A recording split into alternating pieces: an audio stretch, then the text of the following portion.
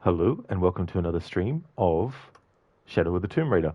To continue my annual playthrough doing the stealth challenge, the last stream last Friday was a short one, but we got past the part where, spoiler alert, the character of Unuratu ended up getting killed, unfortunately, and Lara and Jonah are now on their way to find where the box has actually been placed.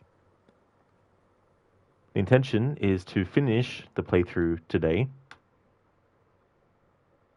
Stealth challenge rules: enemies that become fully aware of Lara means a checkpoint reload, and adding to the fail count. All kill methods are allowed. Lara's instincts mechanic is allowed for seeing enemy placements, and if an enemy is in view of the others, distractions and luring enemies is allowed. All stealth related abilities are allowed, and all outfit perks that help with stealth are allowed as well. The most recent section that we did with stealth, we didn't have the opportunity to change outfits, so the outfit that we were stuck with didn't have any stealth benefits at all, and the weapons that I was stuck with meant that I wasn't able to use the full advantage of that as well. And so what that has meant is that in terms of like how many checkpoint reloads, at the start of last stream, before doing that section, it was at 8. And by the end of that section, after I finally got through it, the count bumped up to 30 times that I had to reload a checkpoint. So there was a big, massive spike in the difficulty based on the fact that the stealth perks that I had up until that point weren't possible because the game forced Lara to wear the specific tunic that doesn't have any stealth-related perks at all. Hey there, Gizlek. Did this start on Day of the Dead? It did. Yeah, the start of the game. Well, technically it started before then, but in the first portion of the game, it takes place on the celebration of Day of the Dead.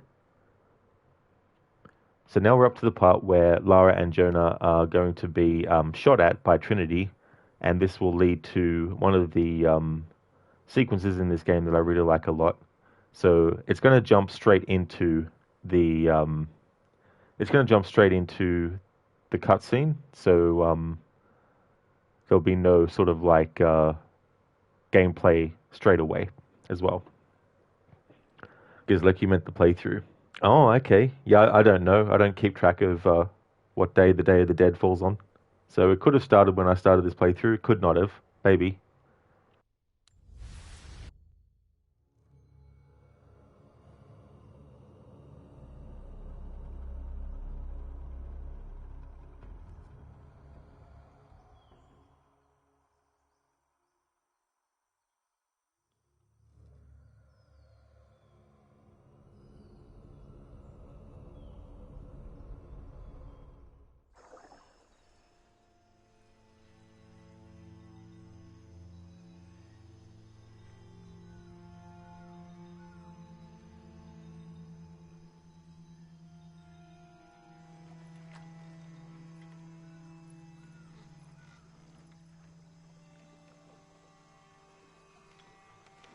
All that for another riddle.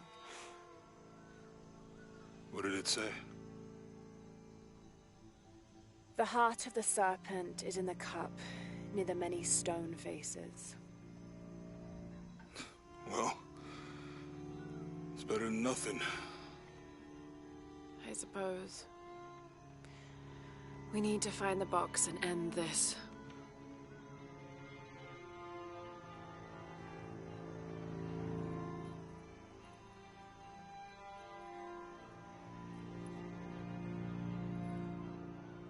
What is that?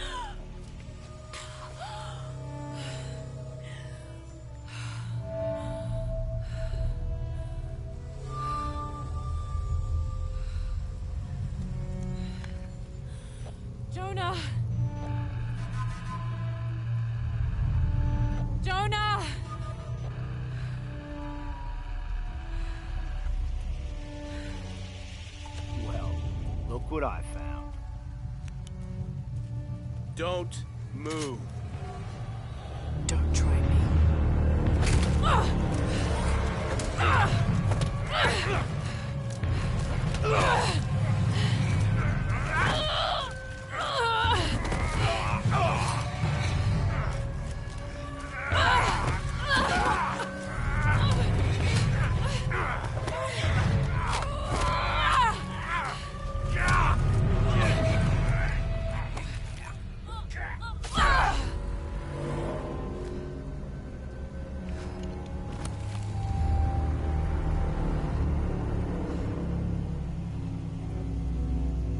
Check over there.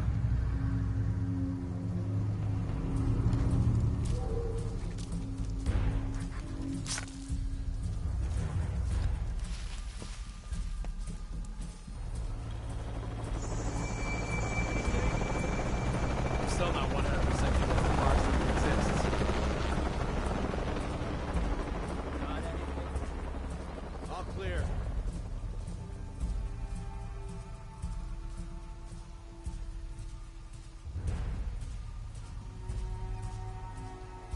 Nothing in this area.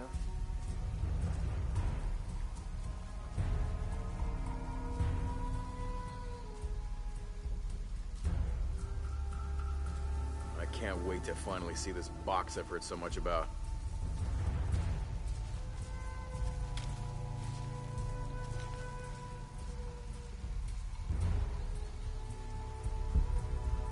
You find something?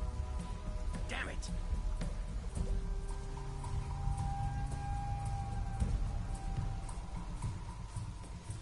Gizlek, Rip, you think it was the second, but don't quote you on it. All you know is you didn't end up playing Grim Fandango that day. That's a game that I played a bit of back in the day, but never actually finished. But I liked it. I liked the world of it. This sector looks empty. Hey Octavius, good morning. How's things? Hey Savannah. Did you see Tomb Raider 2013 was shadow dropped on the Switch 1 and 2? I didn't. No. Yeah. That's cool though. But no, I didn't actually know that. Because like you should finish it. It's good. Yeah, I like the world of it and I like the concept as well. And Manny came off as a really cool character as well.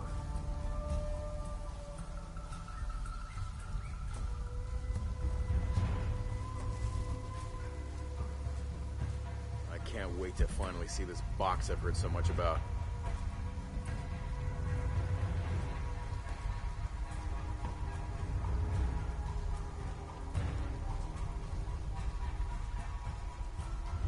What would a magic box even look like?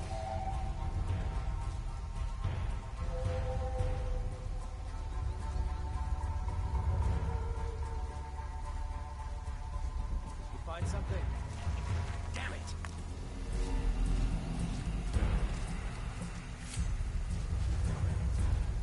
Come look at this. What's up, Chief? What's the rush all of a sudden?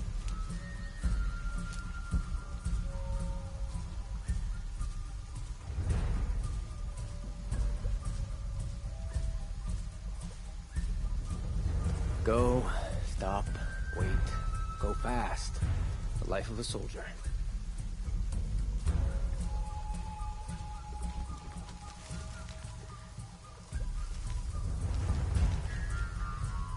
This couldn't wait till morning.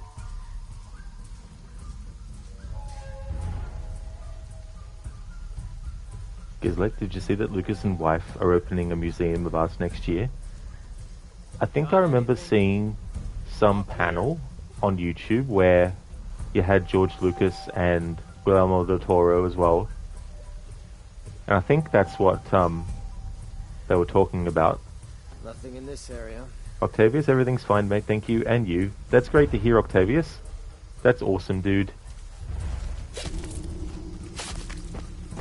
As for me, I'm doing really well. Going to be finishing this game today.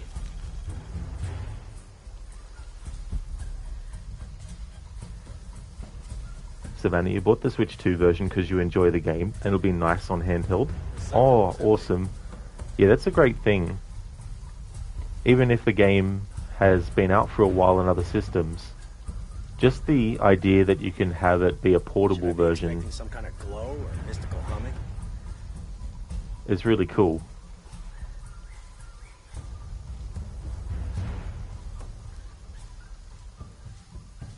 I can't wait to finally see this box I've heard so much about.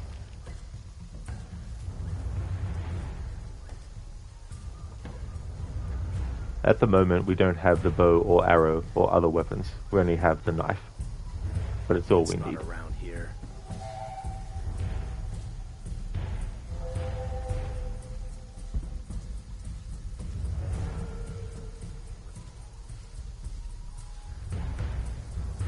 What's the rush all of a sudden?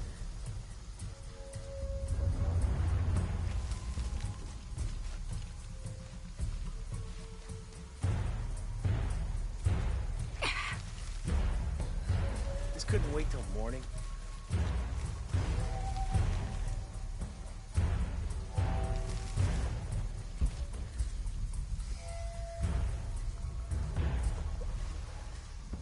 This sector looks empty.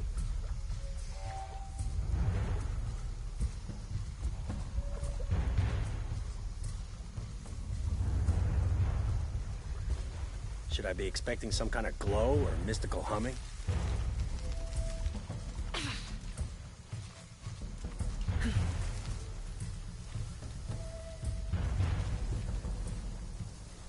What's the rush all of a sudden?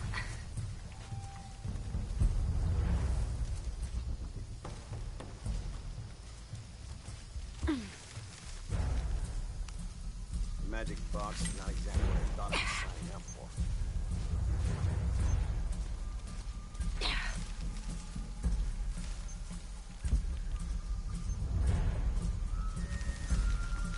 Okay, last time, I think we looked over here, here, maybe here. Is that what you remember? I don't know. Does it matter? If we missed something the first time, we should look at everything again. Yeah, good point. Okay. Do you think the river is higher or lower than it was? Come on, man. Stop asking me to remember things. As soon as Operation Lone Wolf got called off last time, I completely pushed it from my mind.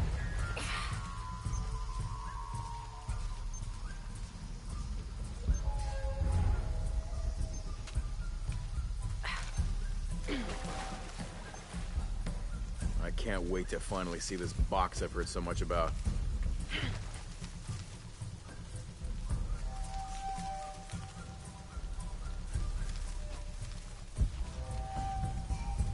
You find something? When I have something to report, I'll report it.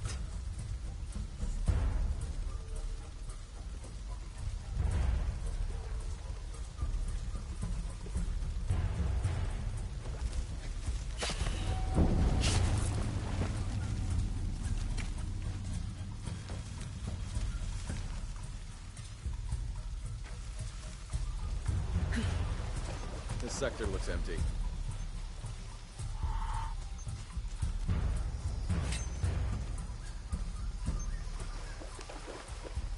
He'll be back soon. Probably.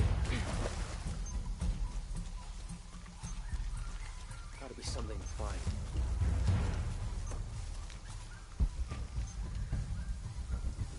Sweep the area.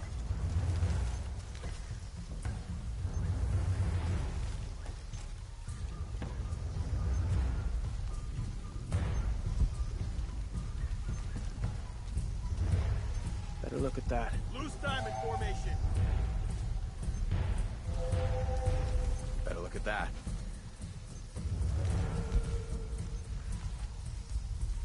Negative on the search. The jungle will take care of her. Enemy's got him! Where'd you come from? You son of a bitch. I'm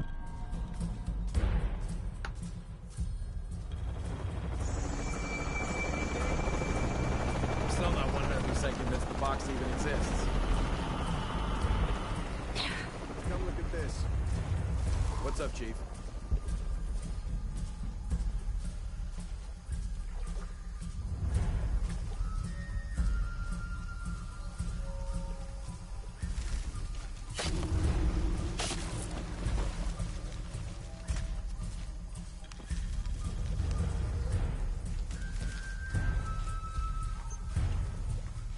Should I be expecting some kind of glow or mystical humming?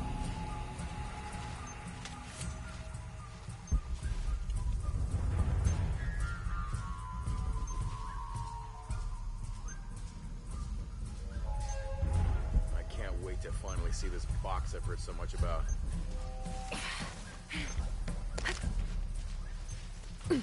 Okay, last time, I think we looked over here, maybe here. Is that what you remember? I don't know. Does it matter? If we missed something the first time, we should look at everything again. Yeah, good point. Okay. Do you think the river is higher or lower than it was? Come on, man. Stop asking me to remember things. As soon as Operation Lone Wolf got called off last time, I completely pushed it from my mind. Great.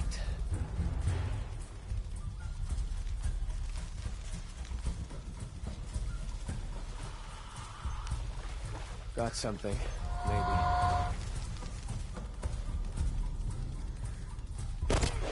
Fuck! Back up! Keep your eyes open! Shit! What?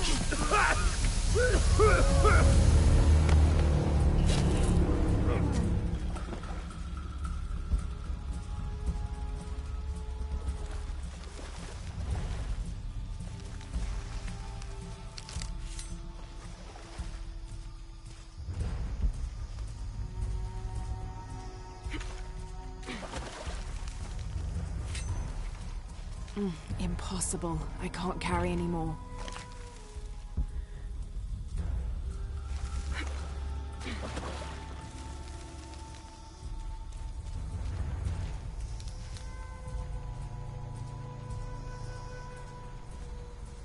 Savannah, and they reactivated multiplayer for this release too. Oh, that's interesting. Yeah, because I remember the original version having multiplayer. I never played it though. Because like you love the idea of portable game ports until you played XCOM on the Vita. 90% loading screen, but you're glad you don't have those problems anymore probably. Yeah, that's true. Faster load times and all that. I remember on the PlayStation 1, the Jackie Chan Stuntmaster game, it was really fun, but the loading screens, there were heaps of them, and they were long. Savannah, I hope they release Rise and Shadow for the Switch as well. That'd be good if they do. They probably already have released the remasters of Tomb Raider 1 to 6, I imagine, on the Switch.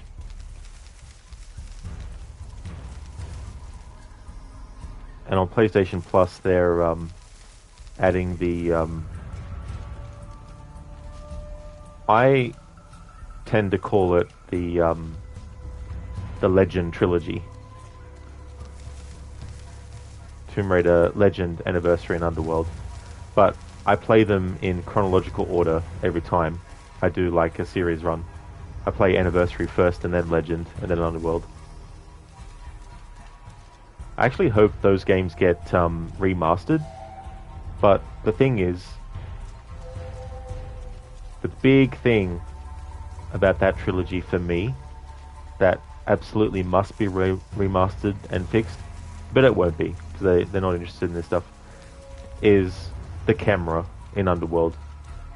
What they need to do is when Lara has her dual pistols out, the camera should go wide so that any small enemies that usually would be out of her field of vision aren't, because that prevents the camera from jumping all over the place as she's taking out small enemies that only take one shot. Sorry, I think I had the mic too close to my mouth. And stop the camera from automatically adjusting itself. Completely let the player decide when the camera gets moved and where it gets moved to. They'd be the two things that I would like to see fixed in a remaster, but they probably won't. Because that kind of thing doesn't seem to be anyone's priority, really. It's just some small inconvenience only for me, I suppose. No, I'm just kidding. I'm sure there's other players out there who don't like the camera in Underworld, but usually they don't tend to fix these kinds of things. They tend to just let them be. Forward team, why the fuck are you still looking for that box? You have hostiles in your area. Well, Dr. Dominguez... I don't give a damn about Dominguez. Find Lara Croft and kill her.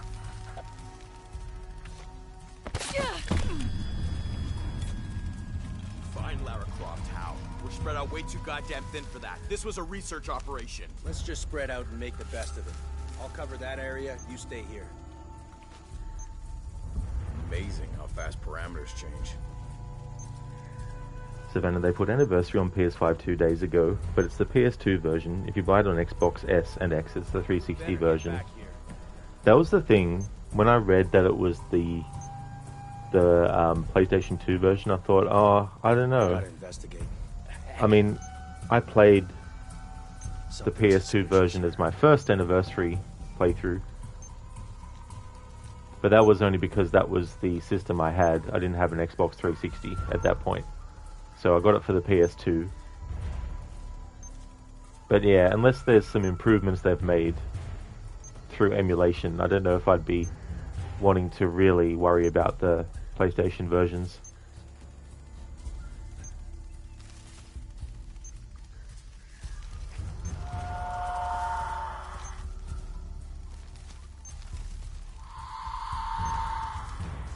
Got something, maybe.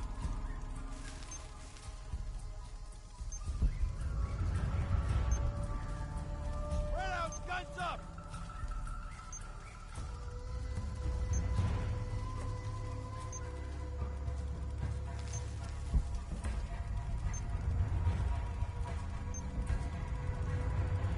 Form up! Ready to engage! Only a matter of time.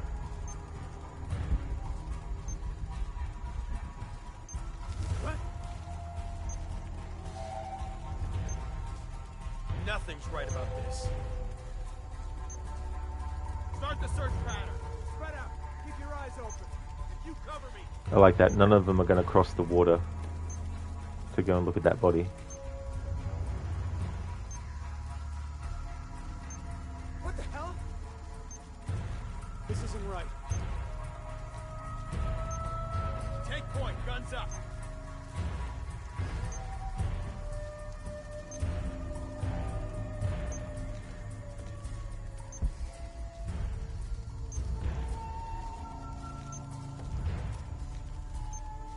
On me. Eyes open.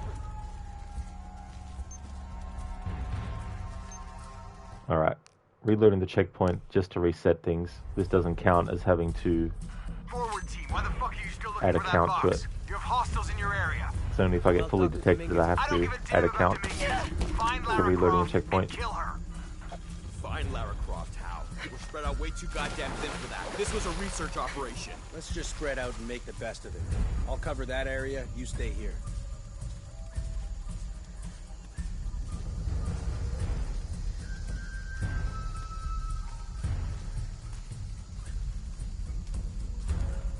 This thing with Croft. Come out. We've got work to do.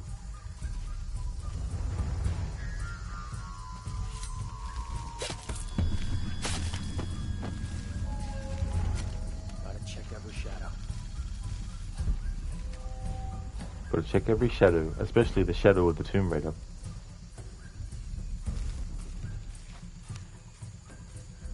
All right. Where are you? First, Dominguez. Lazy shit. Now I have to do everything.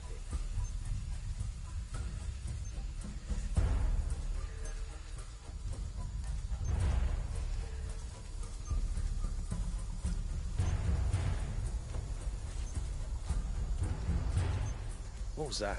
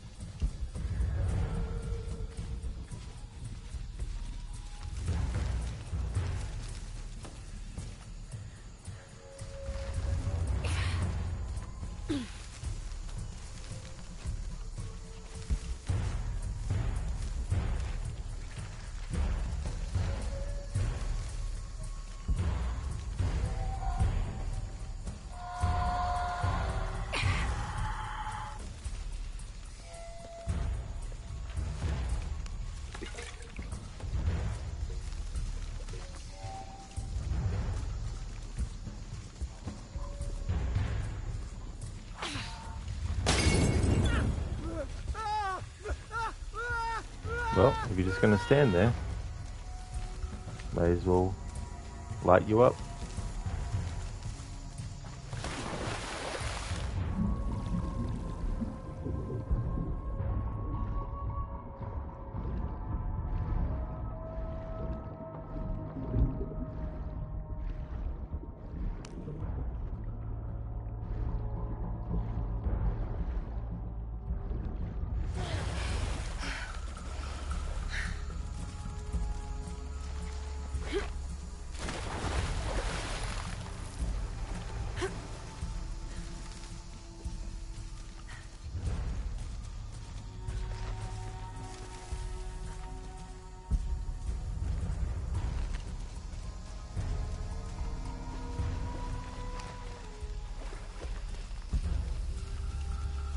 I don't have enough space for that.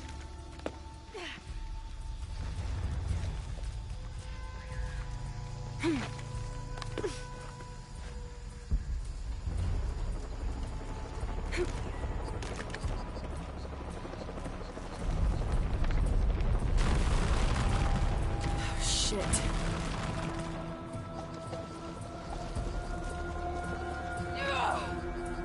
All units, report status. Cardinal 2, all clear. What's going on, Commander? We got hit by a foreshock. Kappa team? All clear, sir. This is Cardinal 2. I've got foreshock damage in Juliet 3. A rock slide took out the tertiary pumping platform. No fires. Fallen trees have completely blocked the access road to Kilo 2.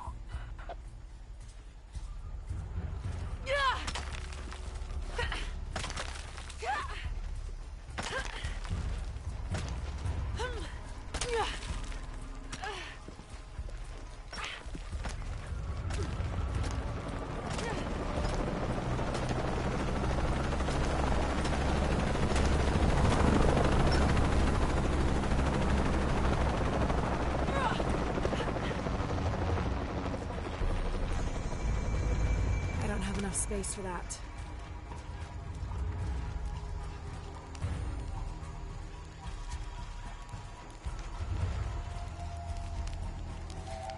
What the hell? What the hell am I supposed to do? Hunaratu's dead, shot in the back by Rourke. I don't have the box. Jonah. God, if anything happens to him. God damn it.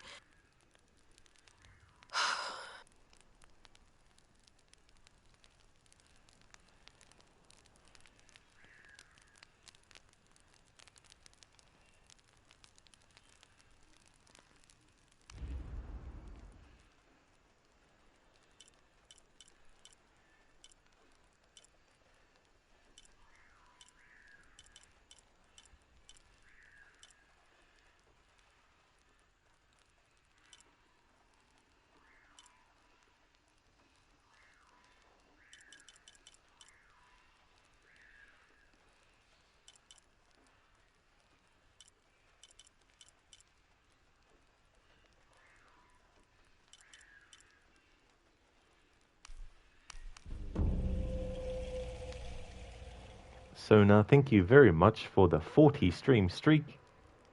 Thank you, really appreciate that. That's awesome. Must have been the wind. It always is.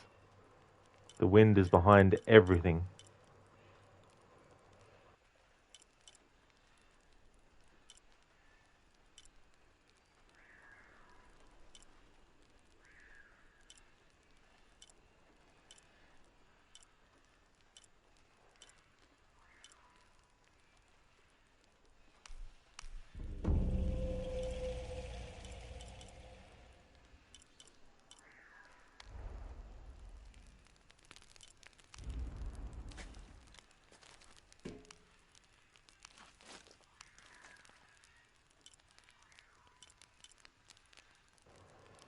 So this outfit has no benefits for upper or lower body, and we were forced to use it due to the story.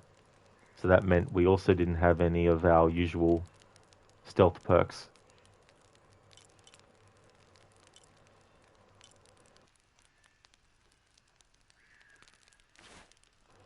So now that we can actually put our outfits back on that we want, I'm going to put this back on. Vest of the Empress Jaguar, that gives upper body benefit of enemies take longer to detect and identify Lara as a threat. And the boots of the Empress Jaguar, the benefits for the lower body, reduce noise from running, making Lara harder to detect.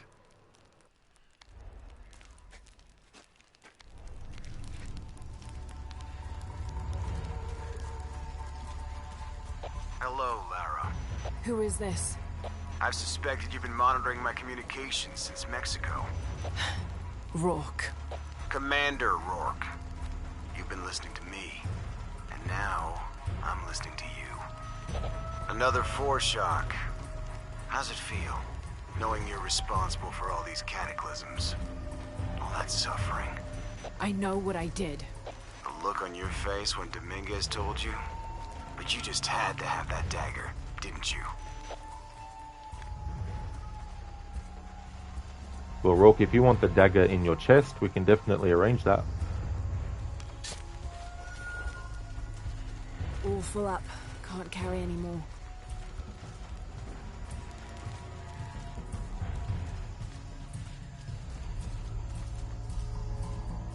Hey, Stan. Yeah, he's like Captain Rourke. As if that means anything to Lara.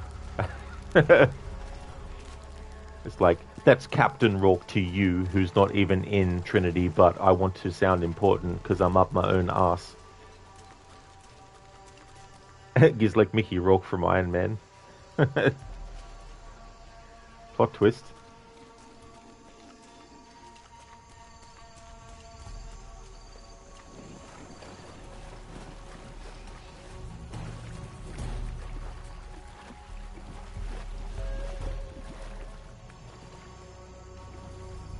Forward outpost. Croft is moving into your area. Find her. Cross slipped right through the guys at the beach. It can't happen again. We'd better do a sweep. Anything interesting in that new shipment? Thermal goggles, gentlemen. I'll take point. I got something! Where?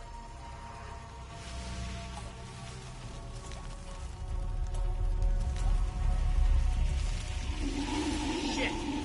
False positive. Some animal. Hey, are we getting those lights up or what? I'm never gonna get them working if you keep pestering me. Damn hurry all of a sudden. Rourke said Croft's coming through here. God damn it. All right, I'm hurrying.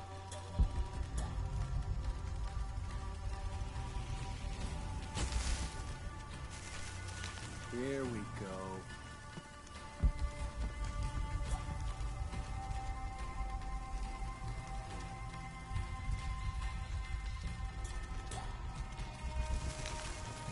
What doesn't belong here?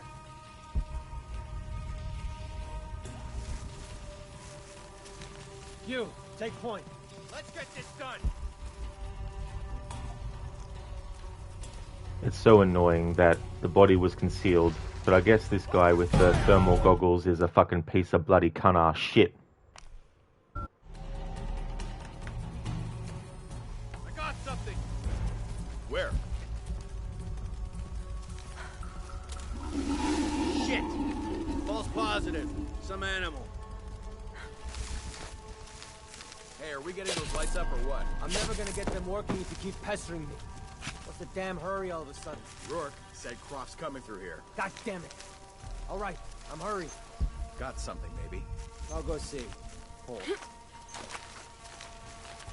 Hey. I'll see what's up.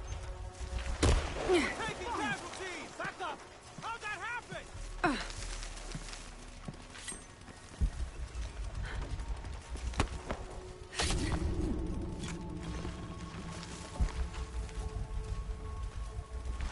We're taking target acquired. Fuck you. Fuck you and your fucking horse you rode fucking in on. Piece of fucking shit. I got something! Where? Shit! False positive. Some animal. Hey, are we getting those lights up or what? I'm never gonna get them working if you keep pestering me. What's the damn hurry all of a sudden? Rourke said Croft's coming through here. God damn it. All right. Where'd you get behind?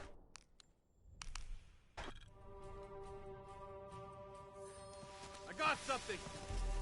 Where? Shit. False positive. Some animal.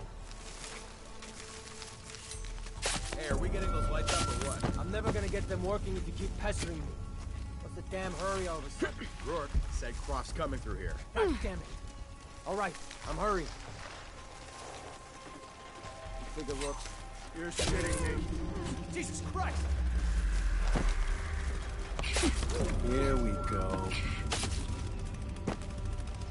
Getting lit up over here. Fuck you, game. Fuck you. That should have been an instant fucking bloody kill because I was spamming the button to do a fucking bloody assassination close enough so that the prompt should have fucking bloody been matching. False positive. Fuck you and the Some fucking animal. horse you fucking rode in on, you motherfucking piece of shit. Getting those lights up or what? I'm never gonna get them working if you keep pestering me.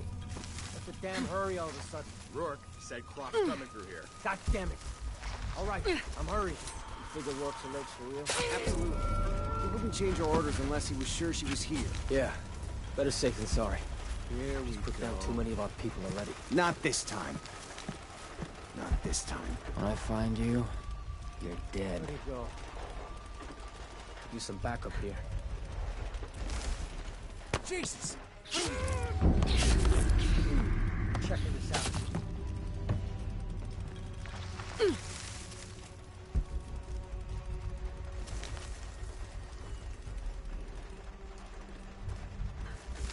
Damn it, she's hunting us! I've got to search. Need to get to the bottom of this.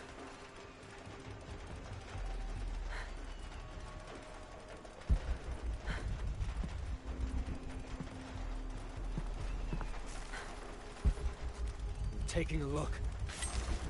Look at this.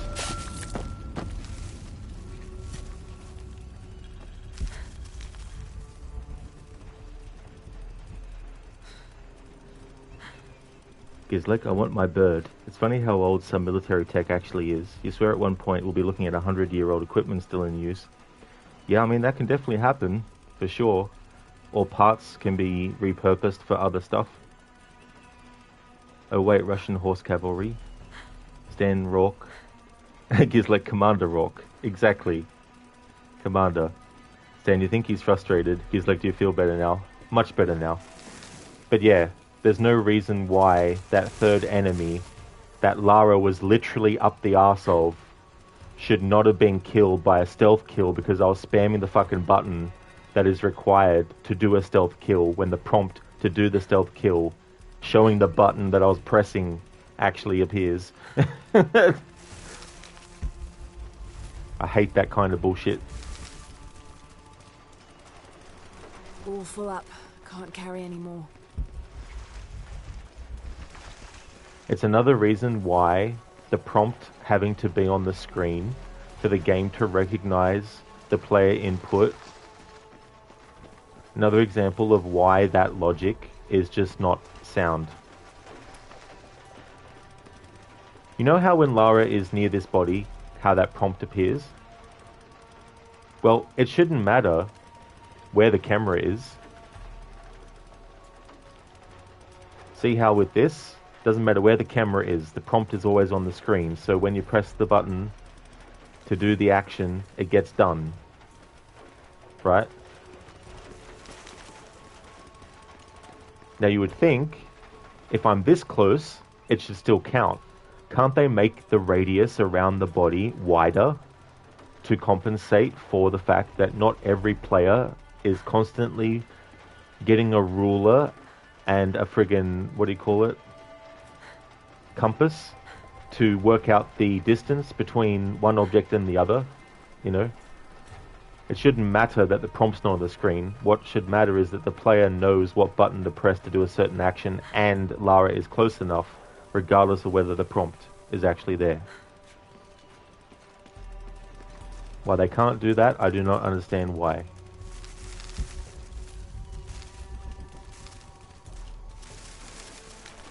It's the same when a character is standing in front of a door and you don't have the camera in the right position for the prompt to appear, therefore pressing the button without the prompt on the screen means the character just does not open the door when it shouldn't matter. It should only matter that the player has the character close enough that when the player presses the button, it opens the door. The radius around the door should not be so small that the prompt has to appear.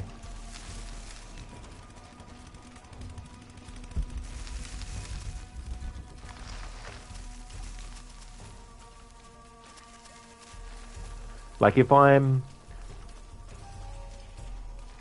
here and the door is here, then obviously pressing the button to open the door is not going to do jack shit because the character's nowhere near the door. But why do I have to be here? Why can't I be here? Why isn't that close enough? You know? Stuff like that. All full up. Can't carry any more. There's a really, really basic game-making program called the Games Factory. You can create an object, and you can put the object where you want it. You can also do things so that when the player character is standing on top of the object, if the player presses a certain key while the character is standing on top of the object, it'll lead to whatever you want to happen. So if it's a door, you don't need to have the character step literally right up against the door. You just have the invisible object like a doormat, for example. You have the invisible object act as an invisible doormat so that when the player character is standing on that invisible doormat and they press a certain button, it leads to a certain animation. And that was a really, really, really old game-making program. Simple stuff. That's what they should do when it comes to player proximity to objects that shouldn't require a prompt on the screen. It should just require the character to be standing on some invisible plate that the game recognizes when contact is made and then when a certain button is pressed. Now, I'm no programmer. I don't know what technical jargon you would use to explain it in a way that would be technical. But surely there's some way to do something like that, where it's not based on having the prompt appear on the screen. It's based on, are the feet, the literal feet of the character standing in a certain zone at all, regardless of whether the prompt is on the screen. Still have the prompt appear to give guidance to players who might not remember what button does what. But if the player remembers what button does what, they shouldn't need the prompt to be on the screen. They should just have the character in a close enough position to be able to do the thing they want to do.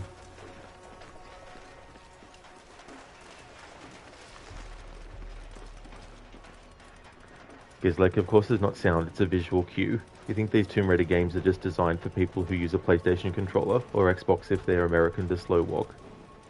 Well, I don't know, Gizlek, to be honest. Like, categorizing people by what country they come from or live in, I think is a bit shallow, but when it comes to just playing games in general, I feel like it's okay to be realistic to a certain point, but it's also okay to not be realistic and go for a more sort of like, you know, video game logic thing. Where sure, the character might not be facing the door, but as long as they're near the door enough, they should press the button to open the door. And the character should just turn around on the spot, and then the animation for opening the door should happen and the door should open. Stan, so Captain Awesome, Commander, Regional Manager Rock, first of his name, Father of Dragons, King of Seven Kingdoms, and then some. That's his full title, Stan. How dare they not say it every time? Because, like, isn't Captain Awesome from Life is Strange? I don't know, I've never played that game before. Stan, you don't know, you don't play games that were supposed to be a book. That is totally fair.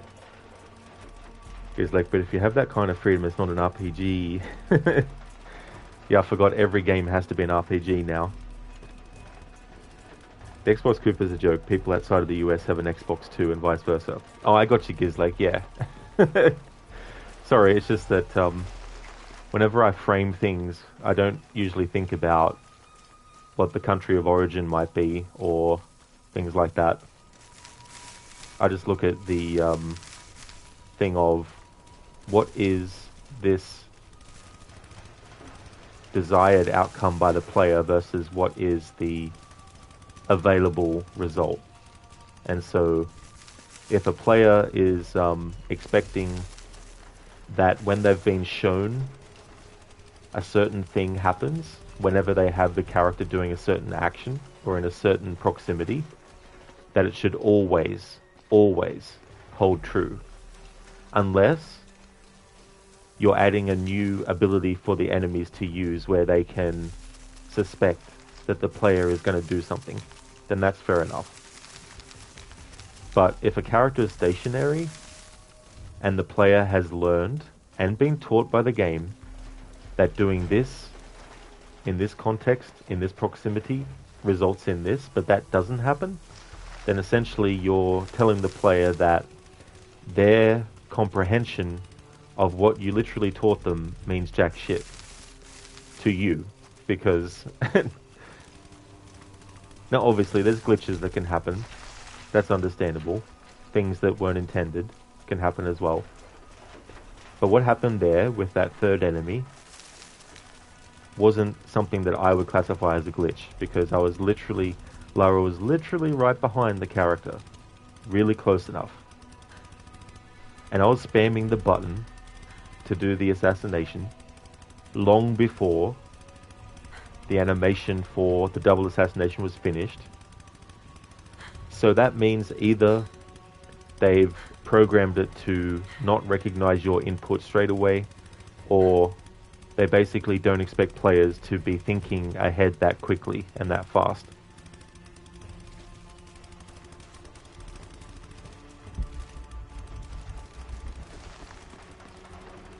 Dan, you love how Xbox doesn't want people to have Xbox these days. Hey there, Keone. I hope things are going well.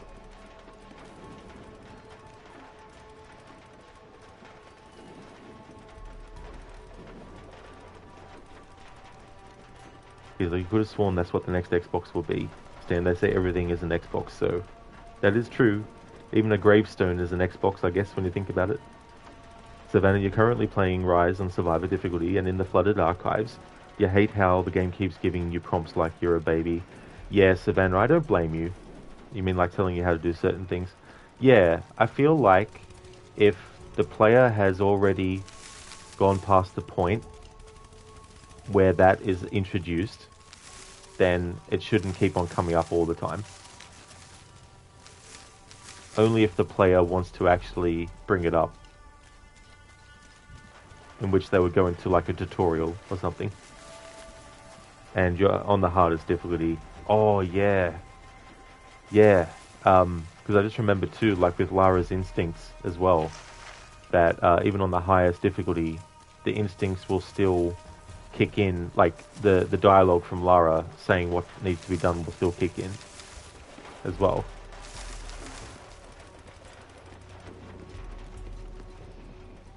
God damn it, people, use the goggles. Find her. Evening, Ralph. Evening, Sam. Evening, Ralph. Evening, Sam. I just recognized that Looney Tunes reference. Can't believe that. I've played this game so many times and I didn't recognize that Looney Tunes reference.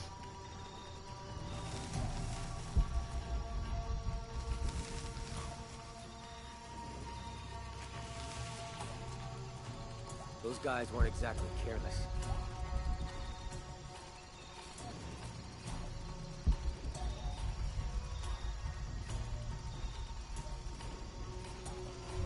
Haven't heard from the guys at the river lately. What if they're hiding? Unless the concealment is completely blocking the heat she gives off, I'll see her. I'm gonna get her, I swear it.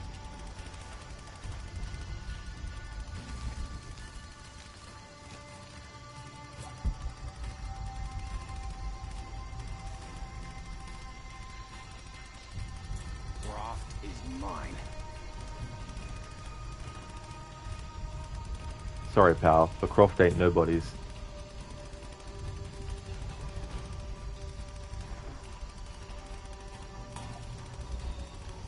More good men down.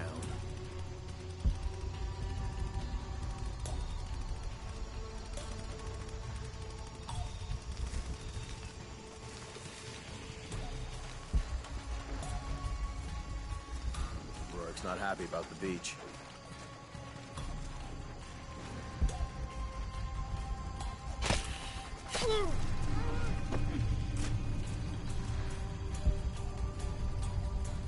We'll stop her. We have to. As if looking for something in the dark in these ruins wasn't creepy enough. I used to go hunting with my dad in conditions just like this. Except the ruins were creepy old trees. All right, got any pointers? No matter how good the prey is at staying hidden, it can't go without a mistake forever. All it takes is one tiny slip. It's all over.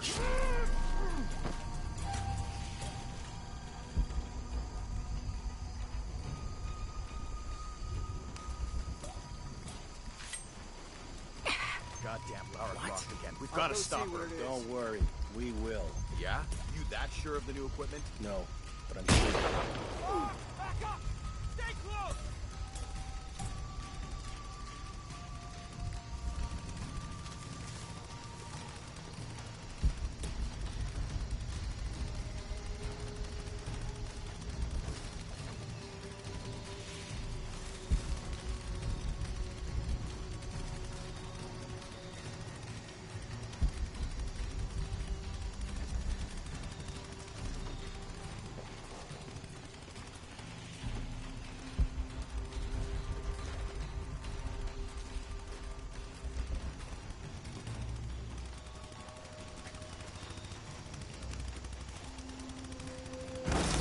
Right, I'll fix it.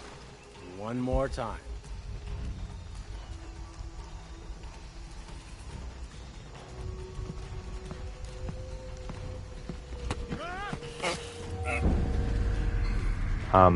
What are you doing, game?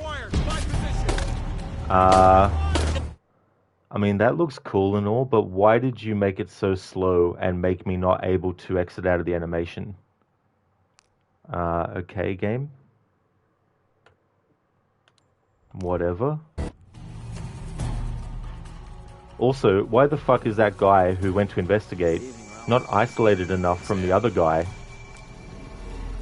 for the kill to be unseen? If I did, I'd be shooting.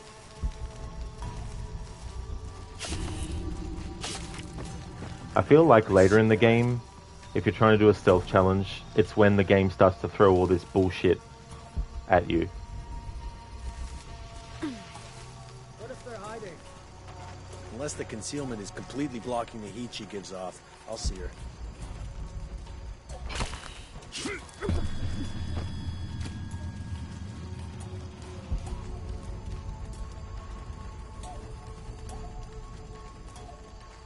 As if looking for something in the dark and I'll head over and take a look.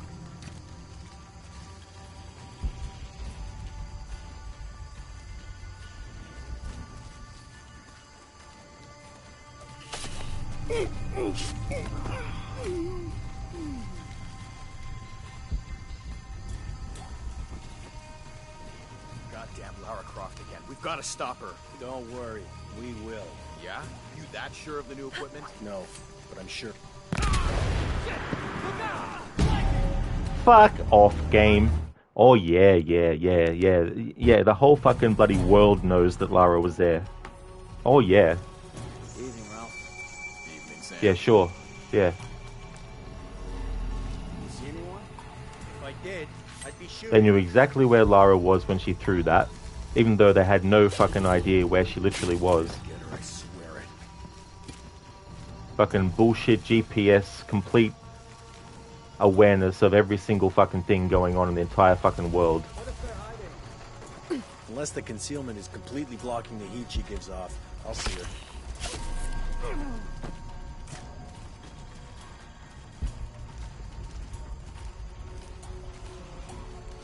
As if looking for something in the dark and... Heck. Investigating.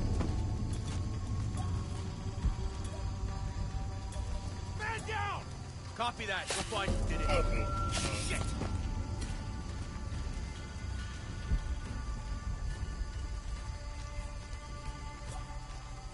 God damn it!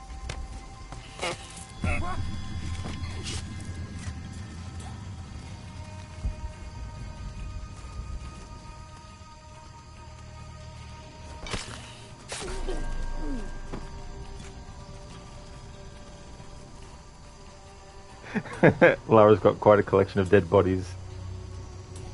Command's tense. I don't like it.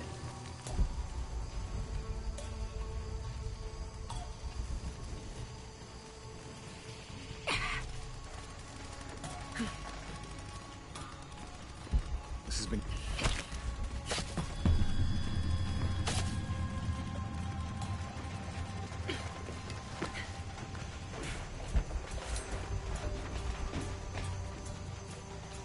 It's been a while since we heard from the...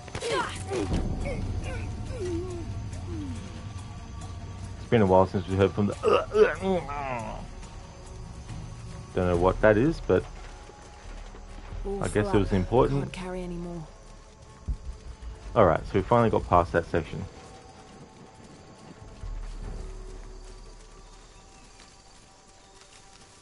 Soon we'll have our bow and arrow back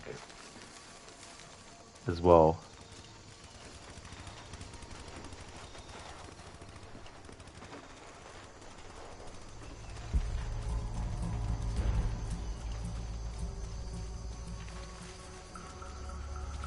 I mean, sure, if someone threw something from here,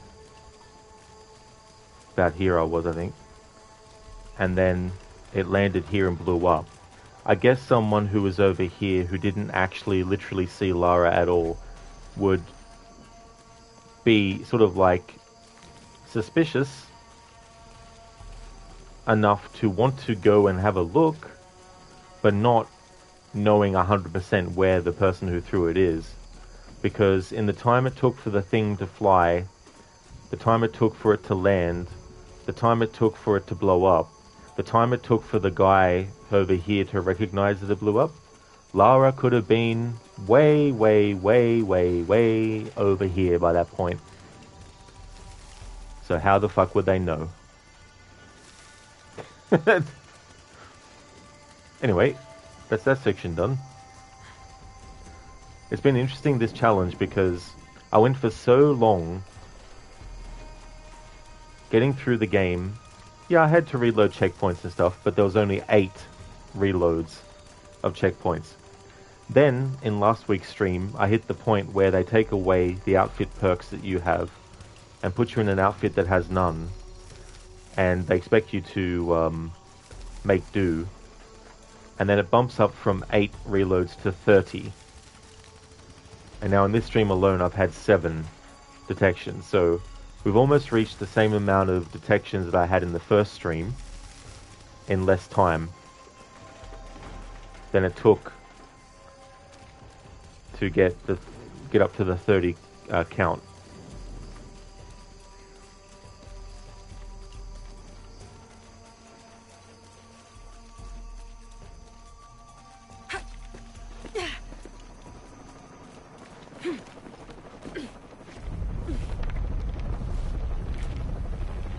Lara? Are you okay? Was that the earthquake? I'm near an oil refinery. Everything's blowing up. No, Jonah, get off this channel. What? They're listening. Okay. I'll find you.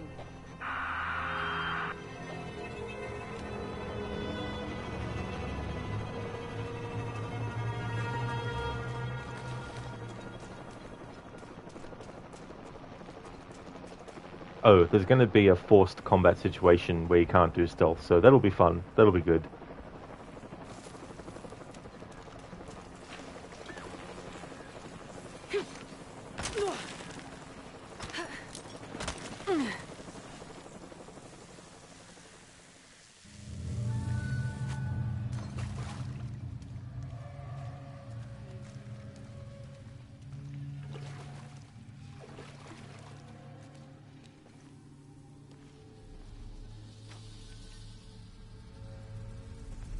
It's a recipe for a hallucinogen. sometimes used in war.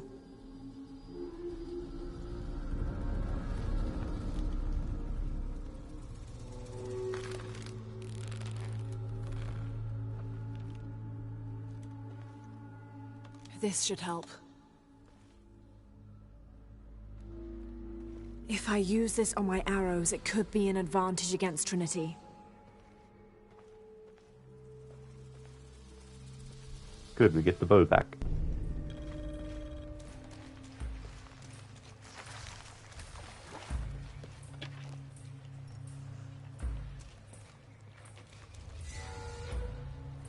Savannah, why is it, if you know a lot about Tomb Raider story reboot, maybe you can tell me, why is it that only Jonah is in Rise and Shadow? What happened to Lara's other friends from Tomb Raider? There was a comic that was set between the 2013 game and Rise, and from what I read, I didn't read the actual comic, but what I read about it is that Sam actually had some of Himiko's spirit inside of her. So even though Lara prevented Himiko from completely taking over Sam's body, the fact that she was in the middle of the process before saving Sam meant that a part of Himiko actually managed to get into Sam's subconscious. So I don't know what happens in that book. And then I think there's something else as well, but I can't really remember what that was, but it was enough for Sam and Lara to have a little bit of a falling out. But as for like Reyes, and also for so Sam, they had a falling out or something, and then with Reyes, I guess she just wanted to not have anything to do with Lara anymore.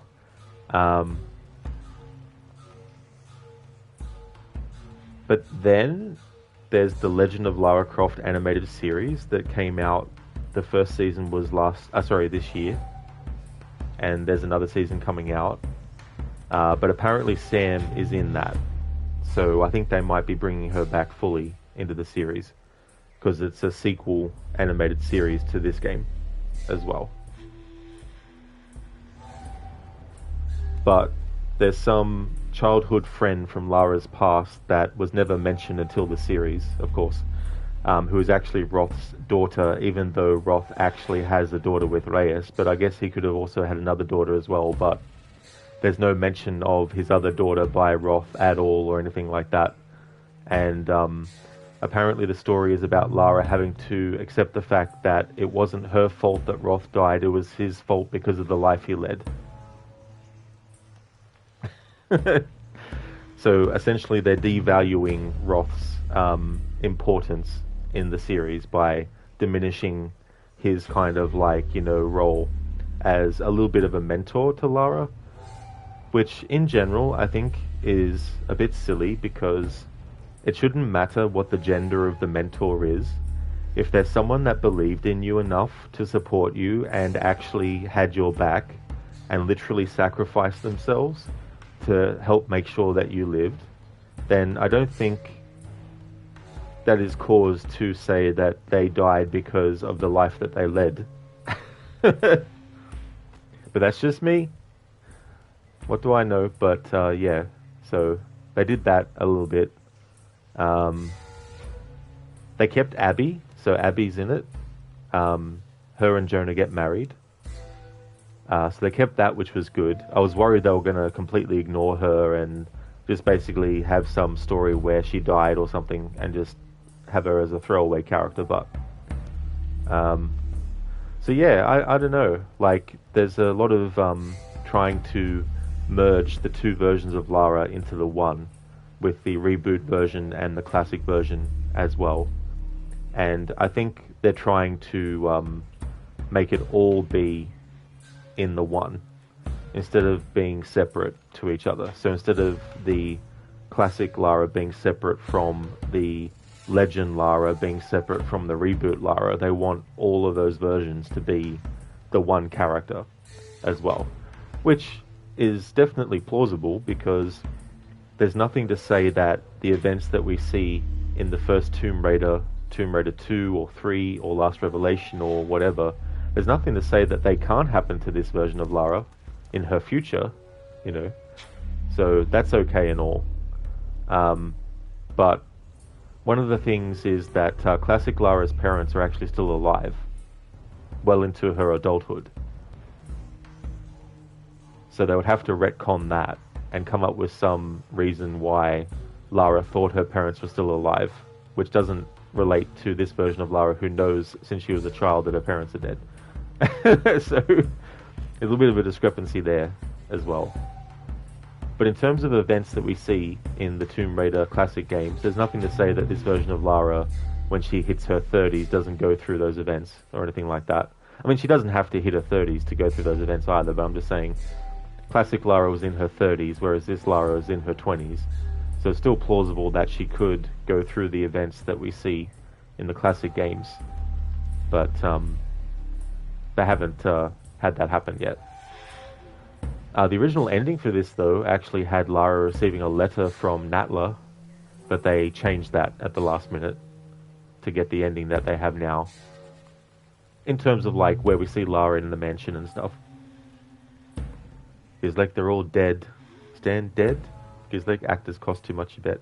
Stan, of course there's a comic. Because, like, to be honest, there's always been the Tomb Raider comic, plural. That's true, Gizlek, yeah. Yeah, there's definitely been Tomb Raider comics for a long time. I never read them, though. But yeah, even in Lara's classic era, there were comic books. Savannah, you curious if it's a comic they added to the Switch 2 version? They added a comic book with this release that wasn't on the other ports. Oh, cool. That's cool. Because I know on the definitive edition of Tomb Raider 2013, they have, like, behind-the-scenes stuff. And they also have a comic that shows you what happened before they all went on the adventure to Yamatai. It shows you why Alex was there. It shows you more about Whitman and the reason why he wants to become so popular and famous and rich. And it also goes into something that Roth and Grimm went through. It also gives us a little bit of backstory about Reyes and all that too. So that was kind of cool. But if they've done something else too, that'd be awesome to see what it is. Hello there, AC. I hope things are going well. Welcome on in. It's like, okay, but do they really have to retcon the dinosaurs in Area 51? Well, I mean, there's nothing to say that Lara, this version, doesn't go on to find dinosaurs. And Area 51 and all that we see in the classic games.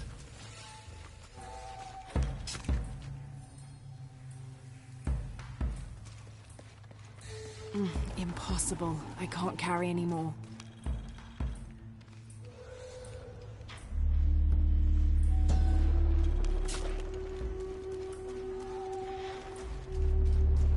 All full up.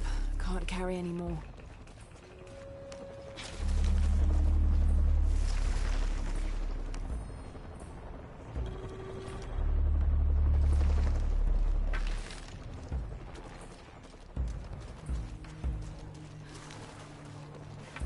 Impossible. I can't carry anymore.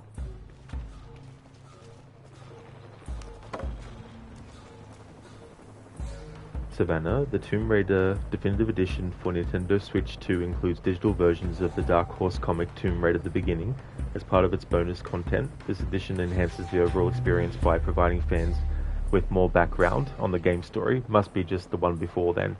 Yeah. Yeah, I wonder what they've done in it then. Tau team, Croft is on a vector toward your position. I say again, Croft is coming to you. Jesus Christ. Shh. We'll get her, sir. Show me her corpse, and your entire team is next in line for Deacon training. Rourke out. You heard the man. Let's do this. Let's do this.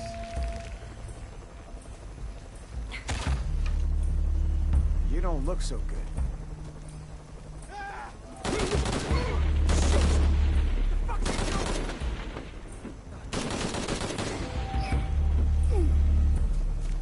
That was some crazy shit. Gotta find out what the hell's going on. Sweep and clear. Let's move.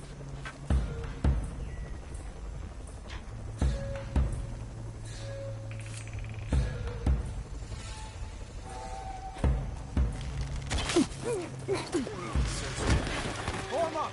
Shoot on sight. We're taking casualties. We've got company. Oh. I tell you what.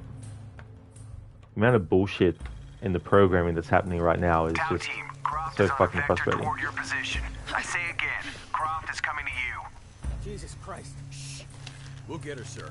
Show me her corpse, and your entire team is next in line for Deacon training. Rourke out. Huh?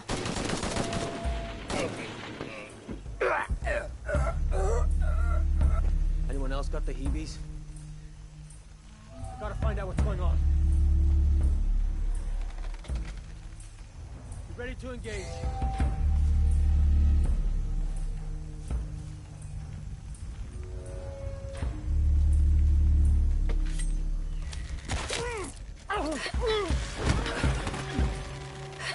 You see anything?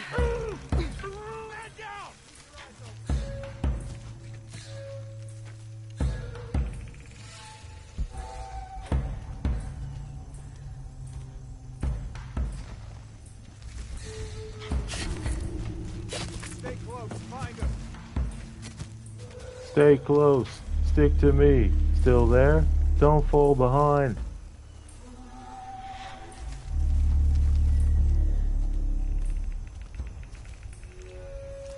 On me! I got you! Of course. Of course the prompt wasn't close enough for it to appear. Had to Town literally team, be on top Croft of is his on a head, vector toward your apparently. position. I say again, Croft is coming to you. Jesus Christ. Shh. Need a hand?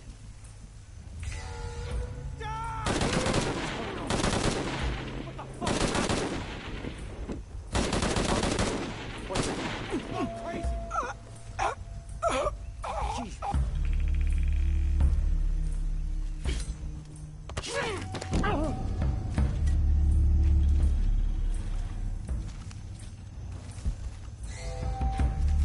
Where's that backup?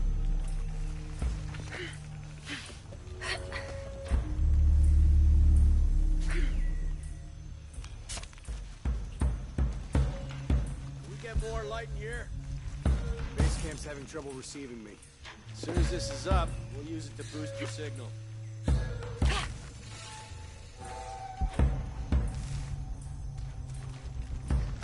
Impossible. I can't carry anymore.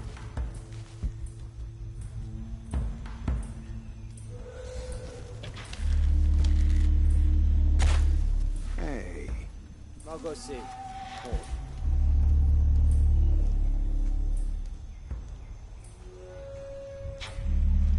I don't like this.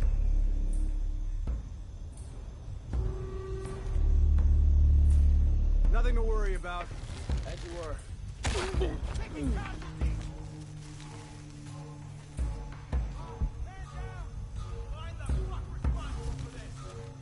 All full up. Can't carry anymore.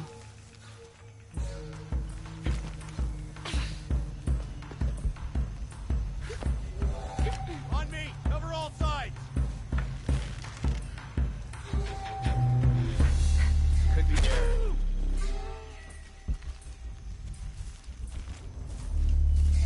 God damn it! She's hunting us!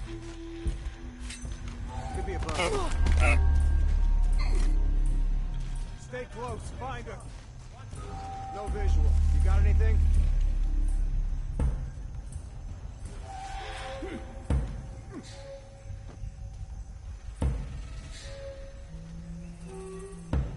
Form up. Shoot on sight. We got her. Just a matter of time. Oh, shit. Better look around. Right.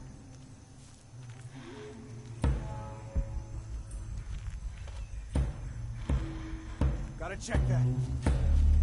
Stay close. Find her. She's ours.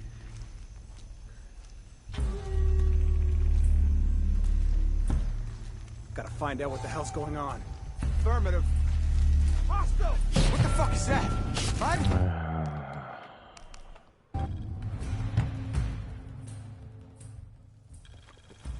Tau team, Croft is on a vector toward your position. I say again, Croft is coming to you. Jesus Christ. What's the matter?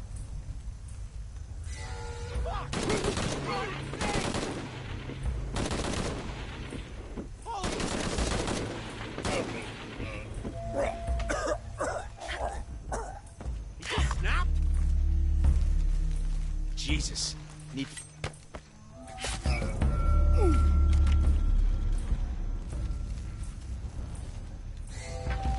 She's got no chance.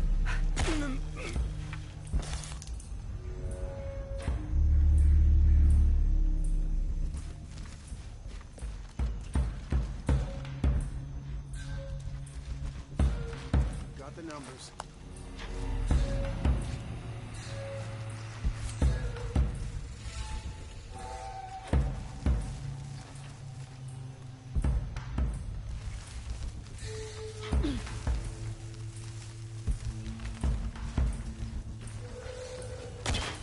What the hell?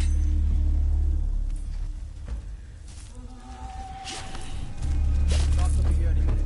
Stay sharp.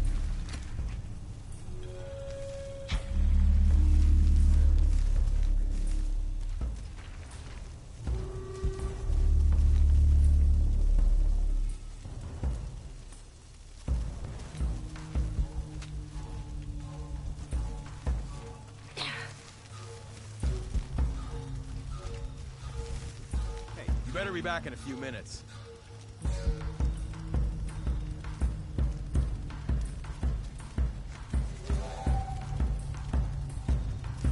Outpost. On something, we'll advise.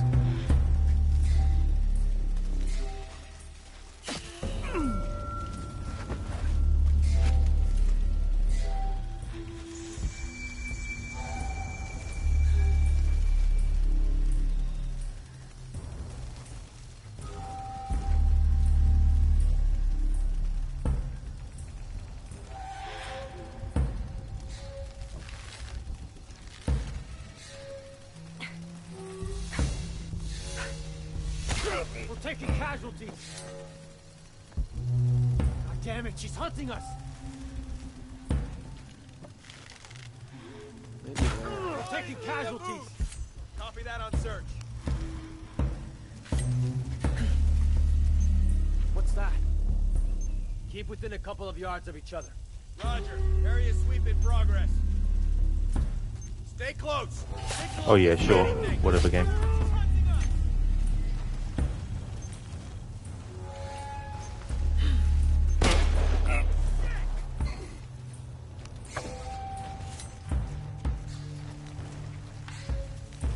Executing sweep.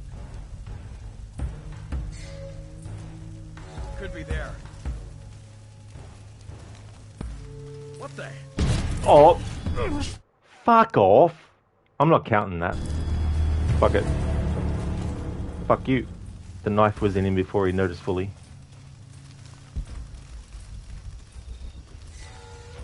Impossible. I can't carry anymore.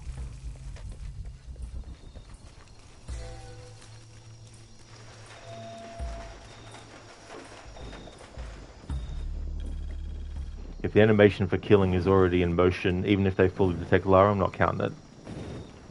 The kill began before they noticed. Jonah? Jonah, come in, please. He's not gonna answer, Lara. What? He's dead. Now you can add your friend Jonah to the list of people you've gotten killed. Fuck you, Rock. If you want to pick up his body, it's at the refinery. I'm coming for you. Alright, so all hell's about to break loose. Full open combat, force, no way to stealth your way through this. Every motherfucker's gonna die in the vicinity of Lara's weapons.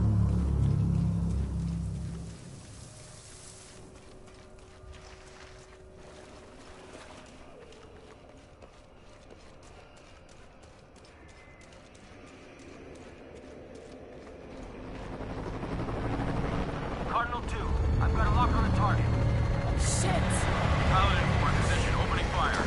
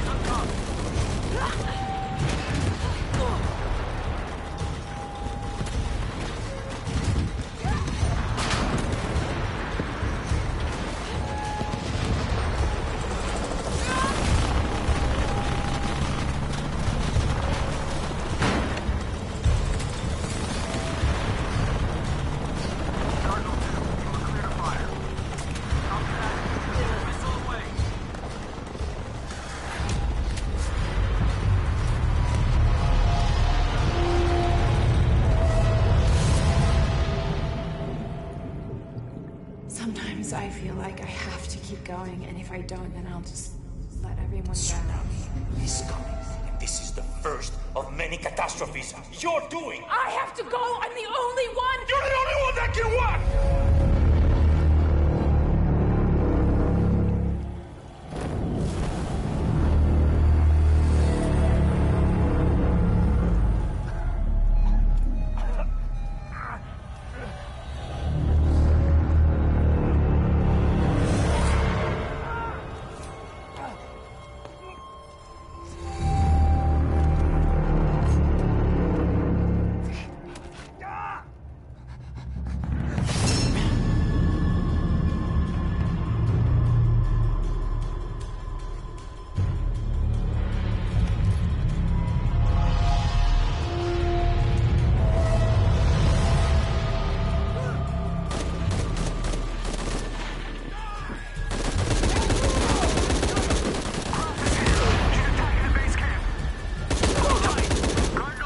Where are you, Rourke?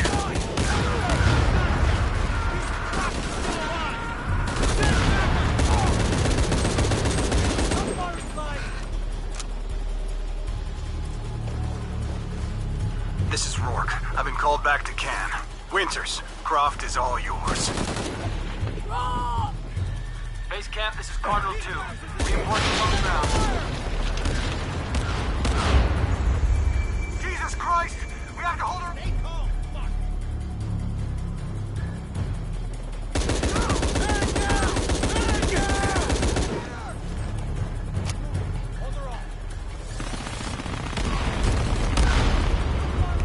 This is Cardinal 2. We're taking shrapnel, but we're stable. Croft, I know you're listening. I'm the last voice we need.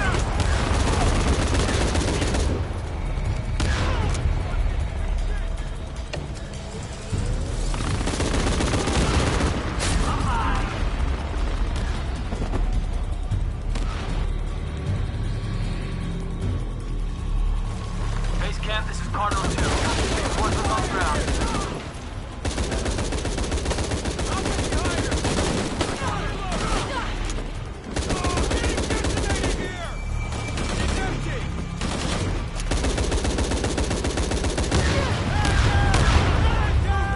Jesus Christ! We have to hold her off!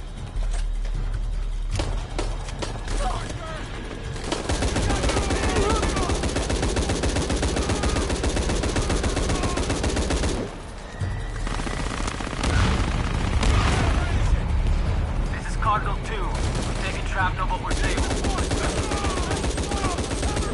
Get her! Get her!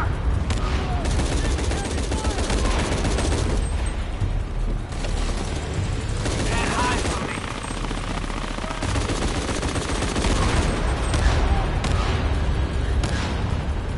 Shit! Cardinal 2! We cannot take another hit like that!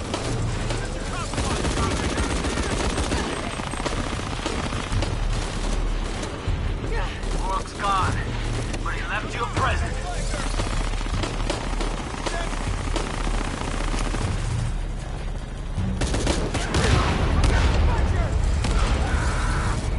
Mayday! Mayday! Mayday!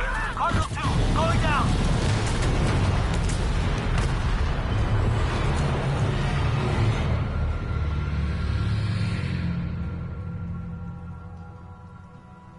It's cool when a character's approach against enemies matches how I get when I'm angry at enemies in games.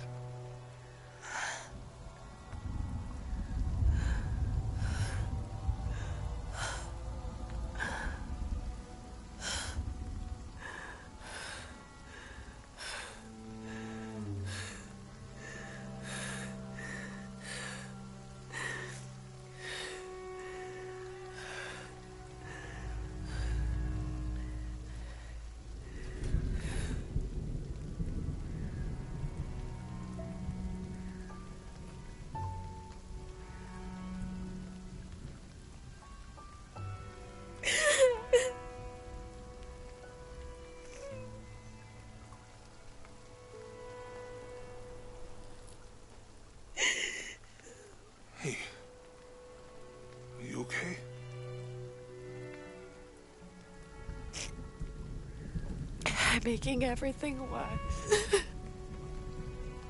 You're not. Hey, you're not.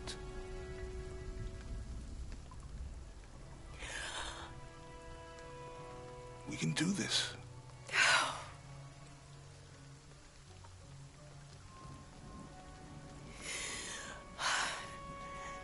Come on. Where to next? Can't stay here. I don't know, Jonah! What was that clue? The heart of the serpent, something... The heart of the serpent is in the cup, near the many stone faces. And what kind of cup are we talking about? Some kind of chalice? A chalice that's not very Mayan.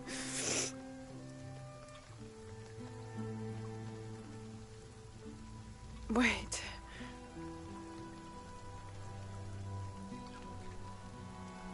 It's not mine.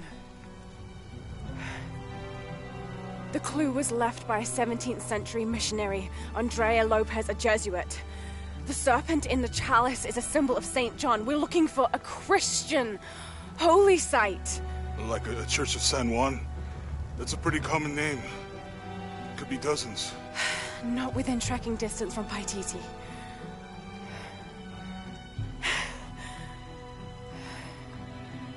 Come on, the road is this way. We'll get out of here, talk to some people. Okay. What would I do without you?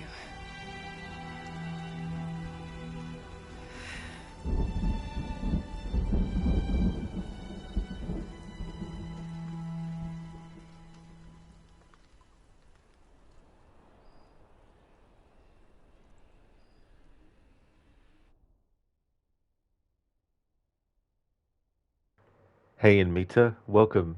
You arrived at the right time. You sure did. I love that whole sequence. I'm doing well, Anmita. I've had a lot of rages at this game, though, with the programming of stealth-related stuff. Like, I had 3 enemies. 2 enemies were close enough to do a chain kill. And by the time that was finished, I was close enough to the 3rd enemy, so naturally, because I knew that the prompt to assassinate was going to appear, I was spamming it. But the game didn't accept that, and so the 3rd enemy detected Lara. Then there's been some other moments too, which has been friggin' annoying as well. But yeah, this playthrough, there's been spikes. Like the first stream, I only had 8 full detections. In the second stream, it bumped up to 30. In this stream, it's now like 37. No, it's 40 now, actually. I just had a look up in chat and I saw that the last time I put the command in for failing the rules was 40. I hope things have been going well with you in Meta. Because, like, you can't believe they're recalling him to the can. Yeah, they're like, you gotta go. When you gotta go, you gotta go. Gives like you missed a spot. Yeah, just a few spots here and there. In Meta, Rod Rage. I mean, Lara Rage. That is true. Yeah. Yeah. I love that that shot of Lara coming up out of the water with the flames behind her and her figure in complete shadow. Savannah, you're managing survivor mode, but don't think you could do ultimate survivor lol, the one where you can only save at campsites? Oh yeah, Savannah, like, that mode is enough on its own. But to do the other one on top of it as well. And it's good to hear you're doing well despite the rage. Thank you, dude. Yeah. It's just the usual thing that can happen in challenges where it's like, you know, very kind of like delicate and intricate things. You're doing well. You're just getting ready for work. That's good, dude. I hope that your work day is good today as well. It is very epic. It really, really is. Absolutely. Such a great moment. Hey there, Ryu. How's things going, dude? There's a moment in Terminator 2 where Sarah Connor has become so determined that she's going to kill Miles Bennett Dyson, who is the one that's working on the chip that would eventually become the CPU for Skynet.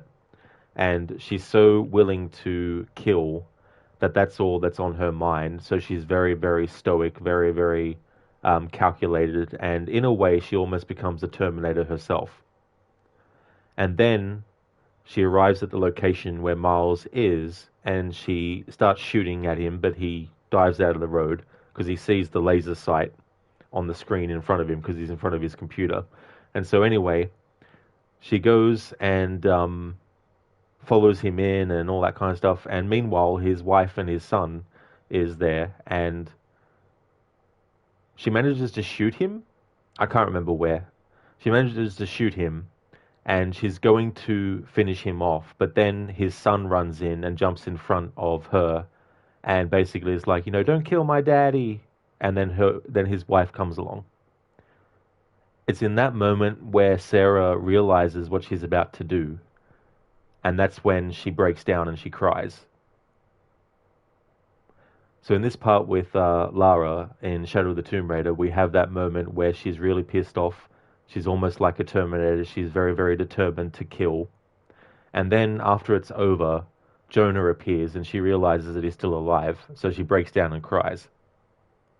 In both cases, it's a character that is shown in one instance to be very, very quote-unquote strong, I guess you could say. Very determined, with the mindset of, I'm going to go and do this thing. And then it's a moment where they realize something and it changes them and all that kind of stuff. And so those sorts of moments, when I think about this version of Lara Croft, and I get it, the classic version of Lara is very stoic. She doesn't really express too much. She still has a personality, of course, but we never see her get sad over something. We never see her get scared over something, which is fine. There's nothing wrong with that. But one of the differences is too, like back when they were doing that, those games, that was just how things were done with characters. Like, it was more about the quote-unquote fantasy of the player just going into these game worlds, adopting the role of a character and just basically jumping right in, And as things got further along, the way that characterization was happening in games ended up changing. And so it started to become a thing of trying to add different layers to a character other than the one thing as well. That's not to say that classic Lara has only one layer and there's nothing else there. She's a character that is very determined. She's a character that knows what she wants, and she's very determined to achieve what she sets out to achieve. But she also has a sense of humor. She also has a sassiness to her as well. And that's something that you even see in the Angelina Jolie movies that they did. The first one in 2001 and the second one in 2003, The Cradle of Life, as well. I like the first movie better than the second, but the second still has good moments in it and stuff. So you have that change that happened. And then, of course, you get the Uncharted effect in video games, where it was more about putting the player in the role of a character who is literally like inside of what you could consider an action movie. It's very cinematic, and there's a lot of moments where there's, near-death experiences. There's, moments of, lighthearted fun, but there's also moments of seriousness, and it's like a roller coaster ride, and there's like chases, there's explosions, there's all this kind of stuff going on, And so as games were starting to go more in that direction with certain types of games, that's when they started to not just do one particular approach for a character and stuff. At the end of all this, though, no matter what reasoning is given for anything, it's still fine for people not to still like the thing or to like the thing. It doesn't matter if the reasoning is considered to be good or bad or not.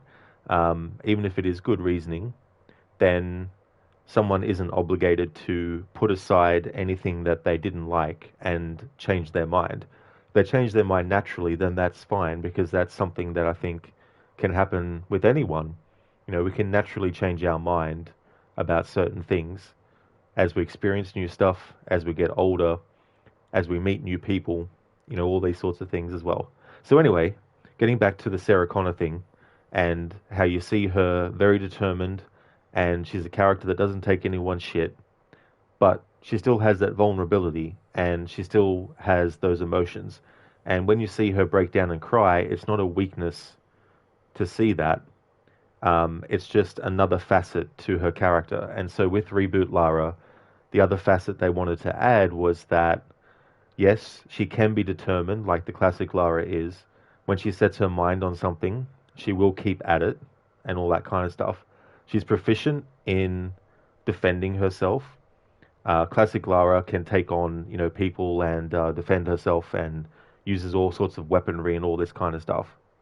It's just that with the reboot version of Lara, they also add moments where she expresses emotion. That's not just a blank sort of thing as well.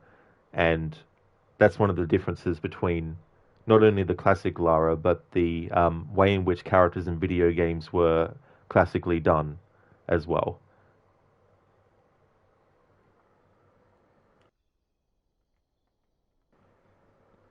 That's okay, Mita, no worries at all. Sorry, I sometimes I just go on like a stream of consciousness, except in talking form. You going well, Ryu? That's excellent, dude. I'm glad to hear that you're going well. I killed them. I killed them all, Jauna. They're dead. Every single one of them. And not just the men, but the women and the children too. They're like animals. And I slaughtered them like animals. And Jauna, you know me. I can't help but slaughter animals. I hate them. Hey there, Daniel. Welcome on in. Thank you for redeeming that as an Arnie impression. Nice play on the dialogue from Star Wars Episode 2, Attack of the Clones. And Miti also bought Ghost of Sushi. You mean Tsushima? There is a publisher sale from Sony on Steam now. That is great in Mita that you've got that game. That's really cool that you can actually access it too, as well on PC. That's really, really cool. It's like, nice, get Uncharted 4. Yeah, the Uncharted games are really good too. I only played them once so far, but I definitely want to replay them again. And Mita, that's a good comparison. Yeah, like it's just, I find it interesting, characterizations, and it's not just female characters too that, can have those two sides to themselves. There's also male characters as well. Like First Blood, for example, the first Rambo movie, you have a movie where the character is falling in line with a lot of the action hero kind of expectations.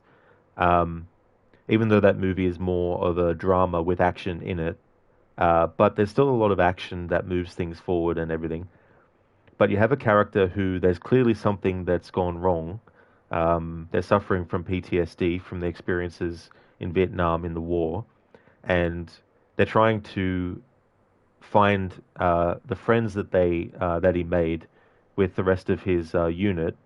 But he finds that the last person besides himself that was part of that unit who is still actually alive, well, who he was hoping that he'd be still alive, but he ended up dying due to cancer because of Agent Orange.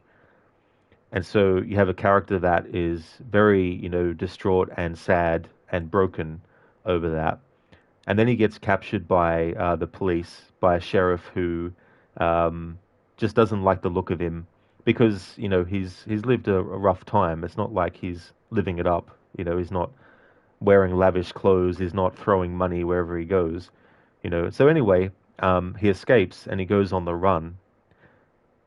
And we see how strong he is as a character. He's very intelligent. He can set up traps for the enemies and take them out without them knowing he's there, and all that kind of stuff.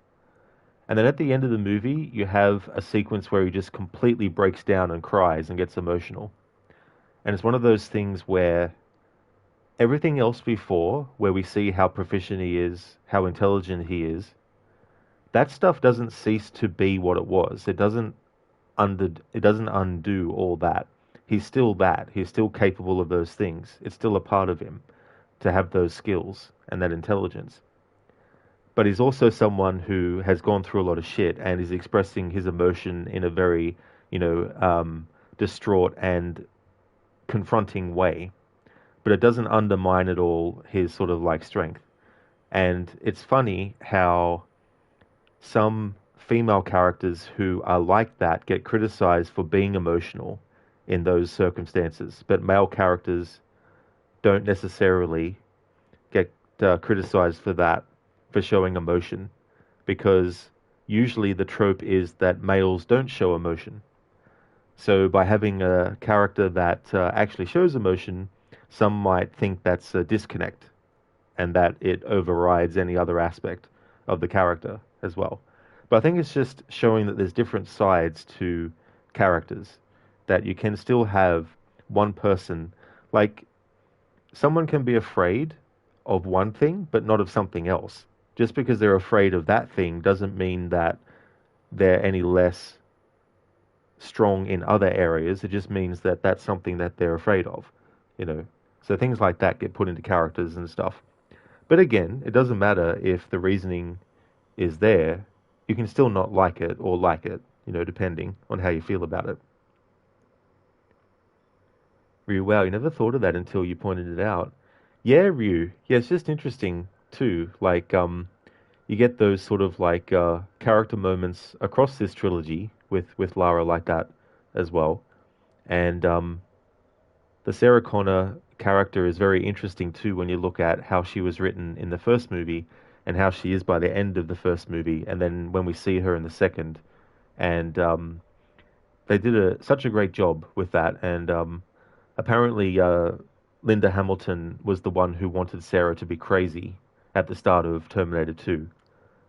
But it's also something that James Cameron had in Rambo 2, because he wrote the script for that. Originally, Rambo 2 was going to open with Rambo in a mental institution, but it ended up being a prison camp based on what happened in the first movie. He ended up being put in prison, and the second movie has Colonel Troutman visiting him there to recruit him for the mission in that movie. And Mita, yeah, I think these three games show the emotional side of Lara. That is true in Mita, you know, and the thing about like this kind of interpretation of characters is it's okay for people not to like it and all that kind of stuff. It's just interesting to me to see the details of a character and what people come up with and the situations they get put in. Because like the Uncharted effect is that everything Drake touches turns to shit. Also puzzles. That's true. Yeah. Always sort of like in under his head, and it's like the Indiana Jones kind of thing. Savannah, no, you're fine. I'm learning a lot. Oh, cool. Yeah, there's just so much like really good characters and stuff as well across, you know, different movies or games and even books and stuff like that. I'm always interested in like the psychological aspect of characters and things too. Daniel, your favorite characterization was the legend Lara. She had some emotions and dialogue and a personal journey, but the gameplay was mostly in the spirit of the OG titles. Yeah, that's a good combination that it does, Daniel, for sure. Yeah, definitely still maintains that spirit of the OG titles. And that's why it's understandable that those games kind of get lumped in with the other ones, because there is that similarity in those ways. Daniel, thank you very much for the 20 stream streak. That is excellent. Thank you. I appreciate that. In Mita, yes, Sony finally decided to remove the PSN requirement. The only game still having it is Until Dawn. Probably they'll remove it for that game too soon. That'd be good if they did in Mita. Really would be. I think it's ridiculous that it has to be waited for so long for that to happen. Hey there, Coffeeton. It's the only good Rambo movie. While my favorite is 2, I would definitely say that the first movie is the best one. I think it's the one that really shows you that there's more to his character than the action part of it, which is something that growing up as a kid, I only saw the second movie, and then I saw the third movie once. But when I finally saw the first movie, I think I was about 14 when I first saw the first movie, when it was on television one night. And that was when I really, really recognized stuff in the character that, you know, in the second movie there's some of that there, but it's not as prominent as in the first movie.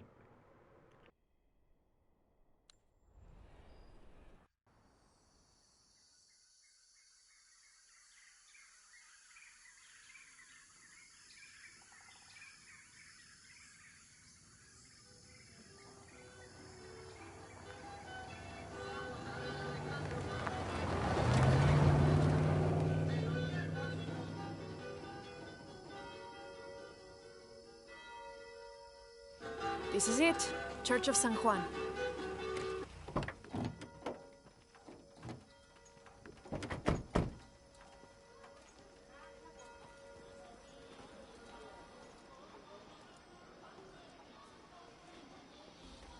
Let's split up. I'll look for signs of Lopez. We'll ask around, see what we can find out.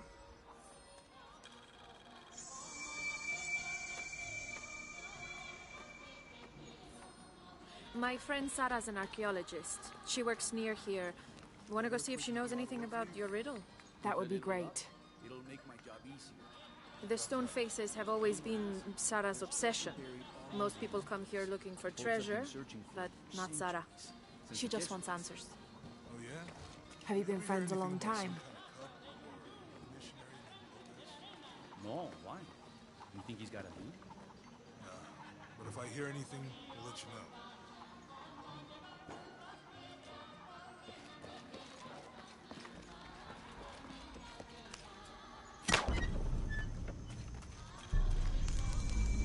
I'm happy Jonah's alive. He makes friends so easily. I probably would have walked here to the mission, but Jonah, he just asked Abby for a ride and she said yes. I hope we're in the right place and we can find the box before Trinity. The earthquake hit last night at the oil facility and now there's a volcano. Is this where the next cataclysm will hit? We have to end this before this town ends up like Cozumel.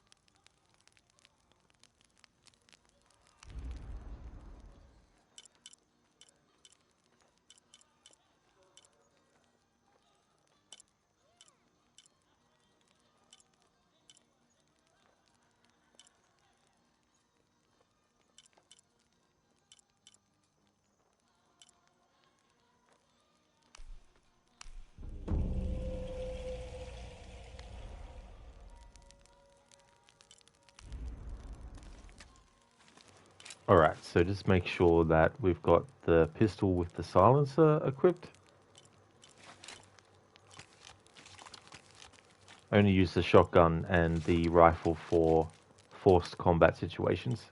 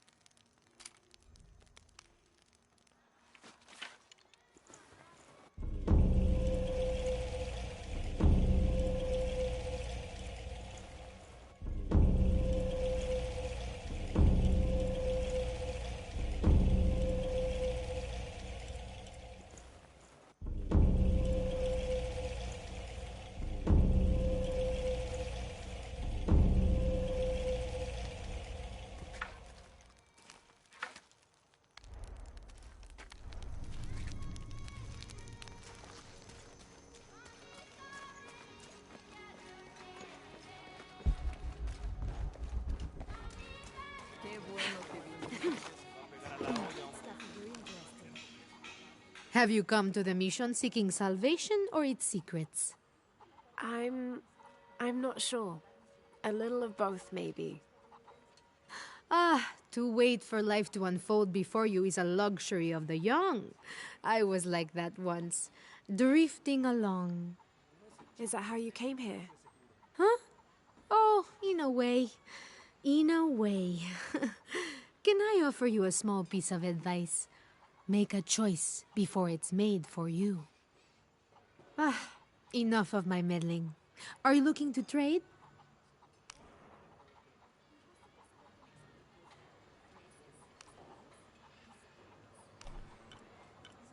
Good deal. That's a good deal for both of us.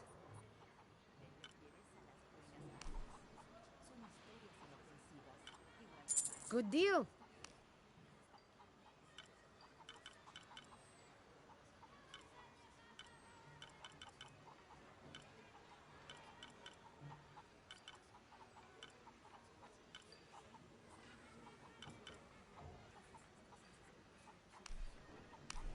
I'm sure you pleasure doing business with you, friend. Since we were kids. She was the nerd, I was always skipping school and stealing my grandma's RV. Once in a while, I could convince Sarah to come with me. Usually if some kind of ruins were involved. Those were the best times. I have a feeling she and I will get along.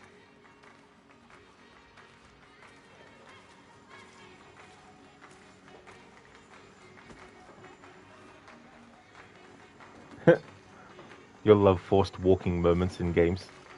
I'm sure it's not as bad as you think. You don't know what happened last night. Abby, can you help me with this? It's broken. Hold on. Are you that Lara? Croft?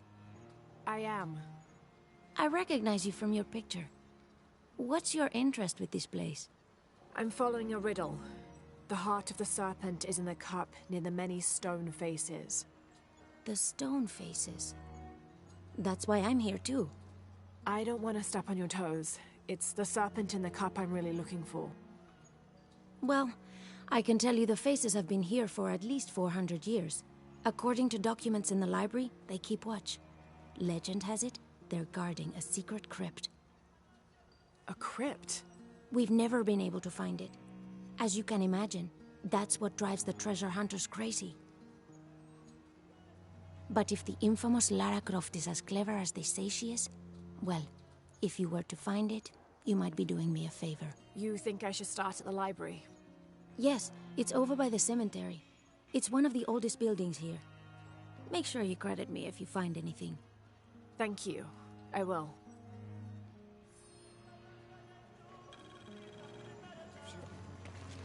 Lara, you find anything yet? Abby's friend mentioned a crypt somewhere around the library. I'll meet you there. Gizlik, remember, Rod, don't keep her waiting by running ahead. It's funny when that happens in games like in Assassin's Creed Brotherhood, when you're running through the streets of Rome with Mario. If you get too far ahead of him, he just stops. Just stops dead in his tracks, and it's like, come on, Mario. Why are you hanging back for? Always amuses me, because you would think that he would only stop if you were lagging behind, not the other way around. I don't have enough space for that.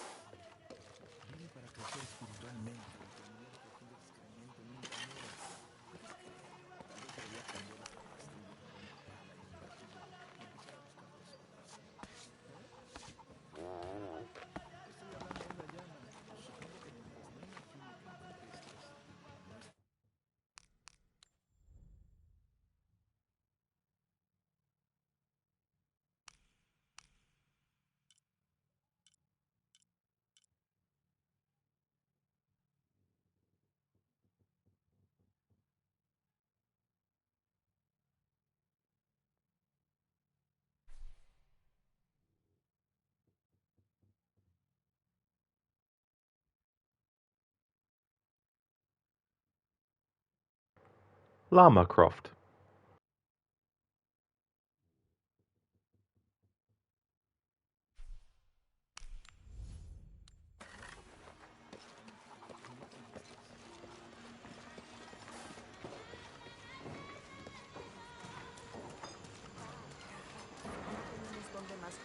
¿Cuándo terminará Juan de sacar el hoyo para la plata?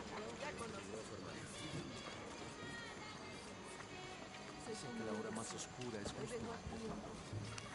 Por favor, permítame tener esperanza aún.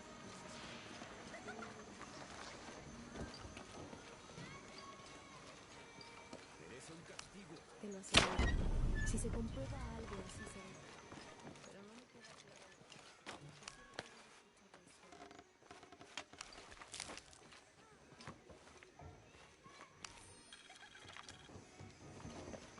Había una vez un ratoncito lindo y pequeñito. Se apresuró a visitar para mirar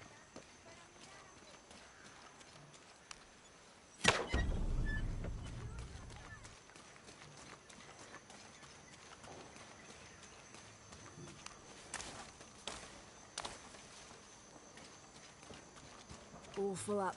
Can't carry any more.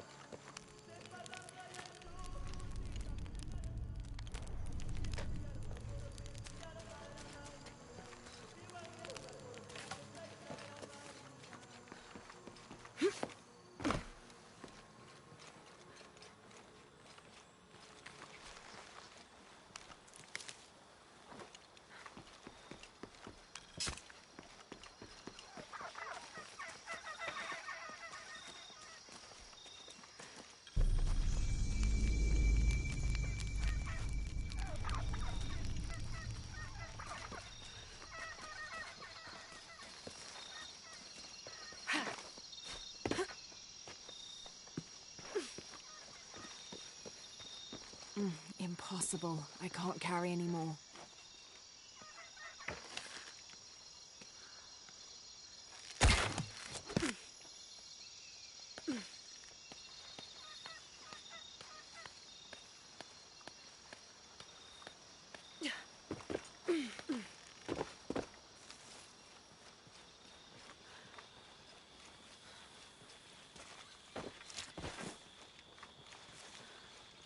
All full up.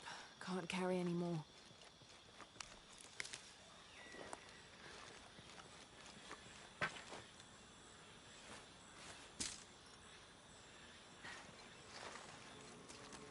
All full up. Can't carry anymore.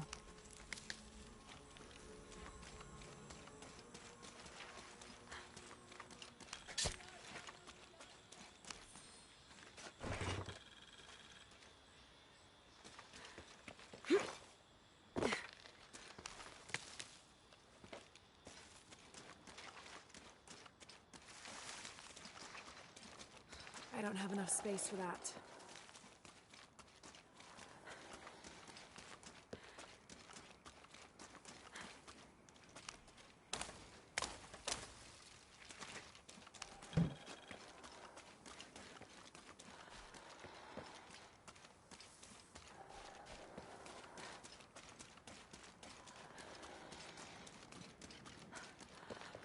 Impossible. I can't carry anymore.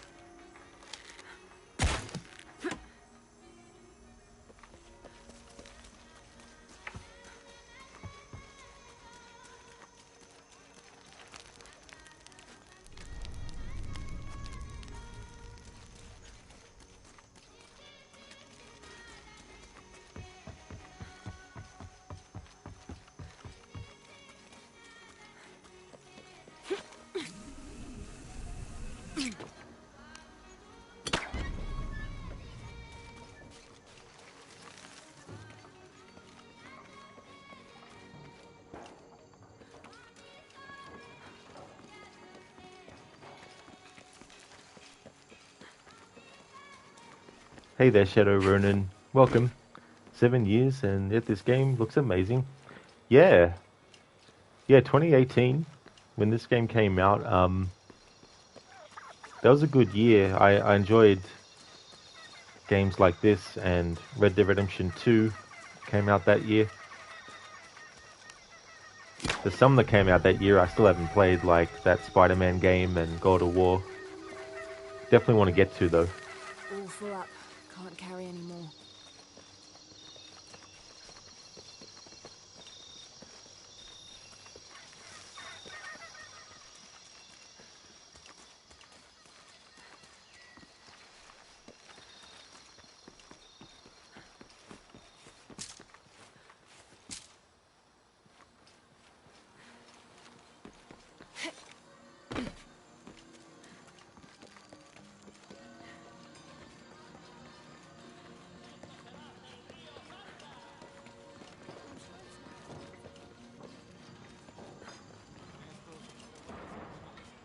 Be right back.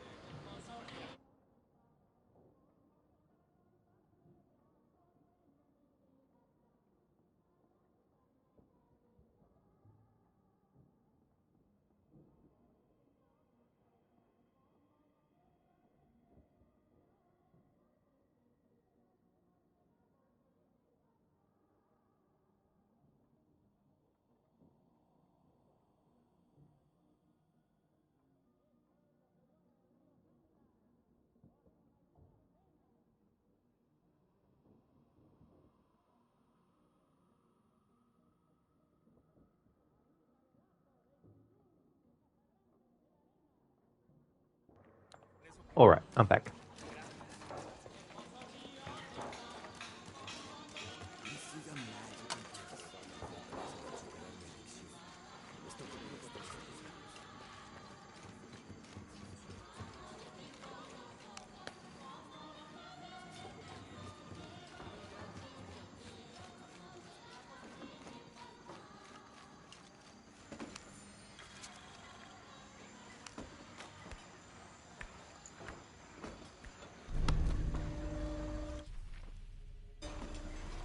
Thank you, Keone, for the welcome back.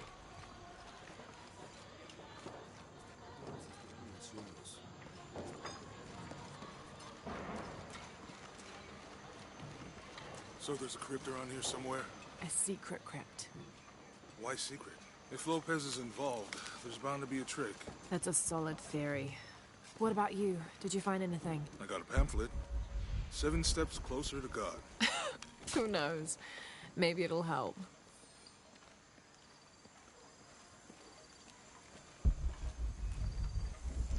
Go ahead. I'll be around.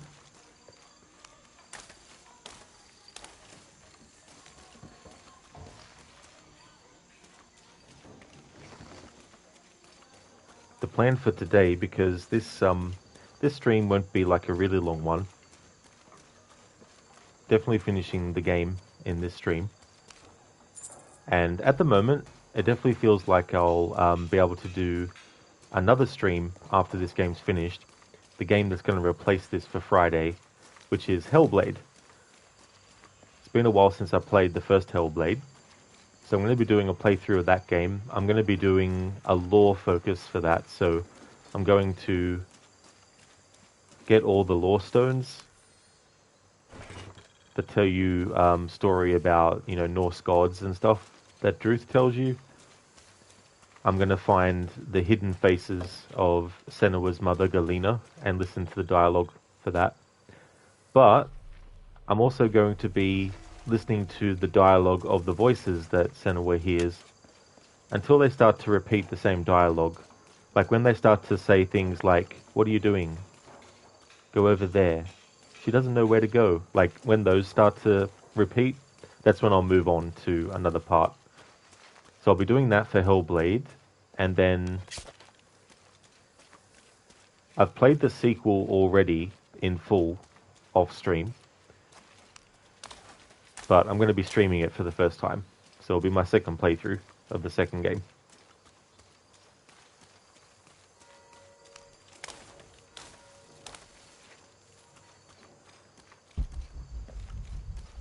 Hey there, Gizlek. Welcome back. Just go to the quest marker. Which one? That one? Is that what that is? I didn't know. Let's go and do something else now then.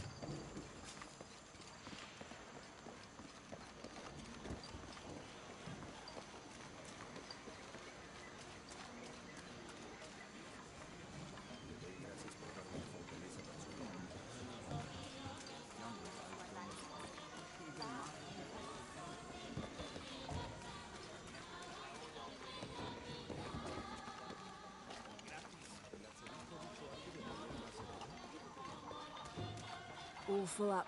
Can't carry any more.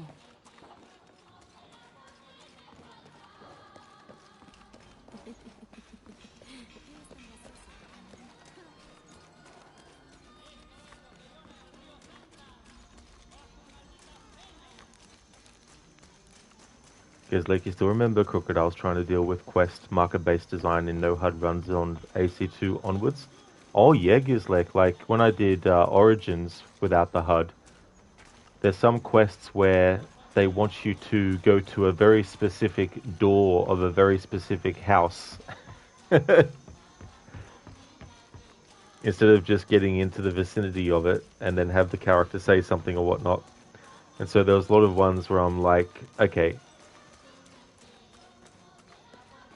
fair enough, game.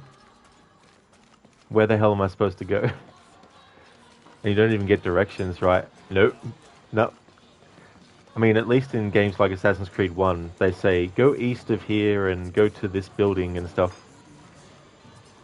So far, I've enjoyed that first game without HUD the most. But I must say, with Origins, because I really like that game a lot, while there were some annoying parts without the HUD, I still really enjoyed it. But I doubt I would do it with Odyssey though, or Valhalla. Because that's just too much time it would take.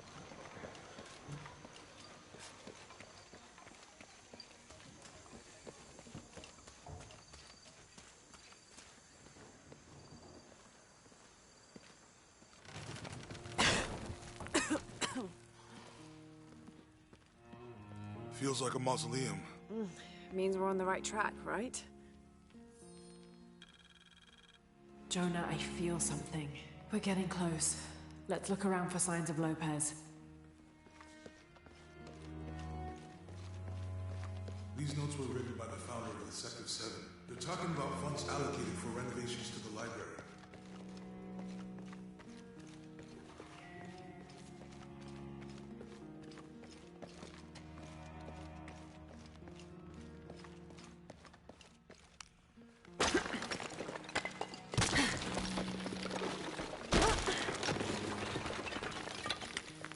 This cross, it looks like it's from the 17th century.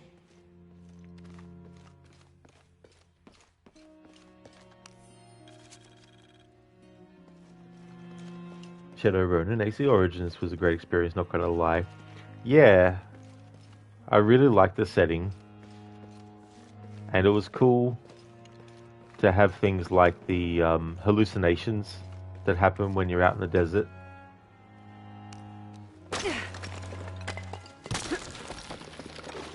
Hello there, Shaky. Thank you so very much, dude, for the 40 stream streak. Thank you. Definitely appreciate that. Hope things are going well today. Because like AC was just supposed to be a no HUD series, and Ancestors of Humankind Odyssey just shows it. Yeah, that's true. It was very late in the development of Assassin's Creed 1 where they actually put the HUD. It was originally supposed to be without a HUD from the ground up. Shadow the Mirages. That is true, yeah, I guess that's the technical, specific term for them.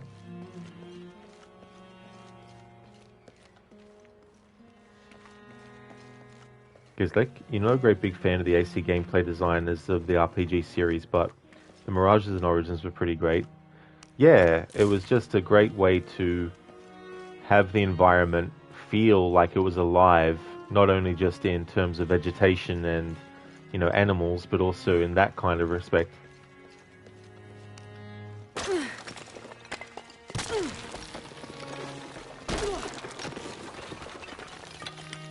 And under his wings you may seek refuge. Under his wings.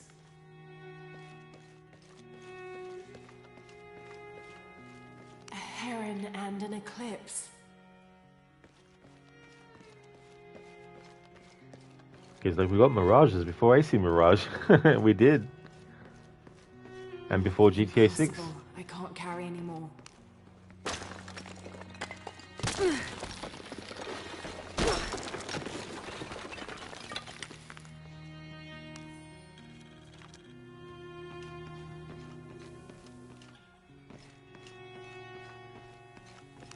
Jonah, this book describes a stranger's arrival at the mission. He founded the Sect of Seven. Maybe that was Lopez. Like on the pamphlet. We must be getting close. We should keep looking.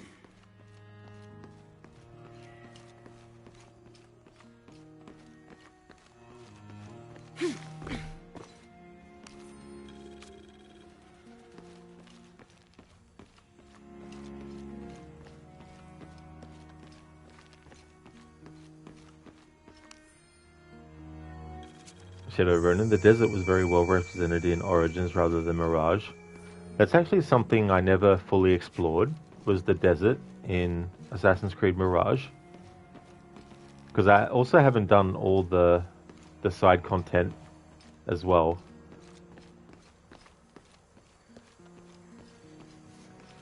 Were you waiting for GTA 6 like a skeleton on a park bench? Exactly, Ryu, yeah. That is true. It's like, how long did Duke Nukem Forever take? Remember the memes on that.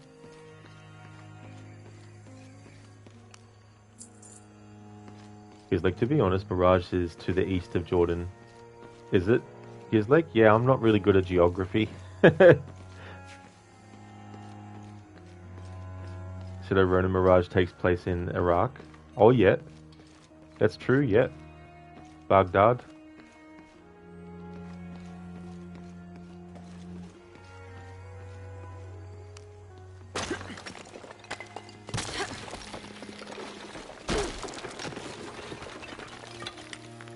The sun will be darkened, and the moon will not give its light. Jonah, those 2 Bible quotes. The sun will be darkened, and under his wings you may seek refuge. What does it mean? That's it. Look for a heron and an eclipse. Like this one. It's funny how if you interact with this earlier, when Lara realizes that it's one of the things, it's always amusing in games where you can interact with something early on that you need to interact with later, but they don't always expect you to interact with it early. They expect you to wait until later. And so the character doesn't always recognize the fact that they already saw it somewhere before.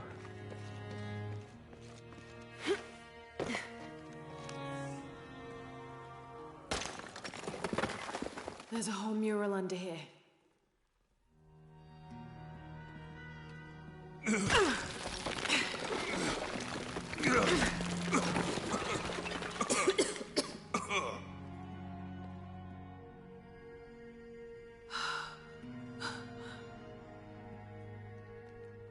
Veracruz, the true cross.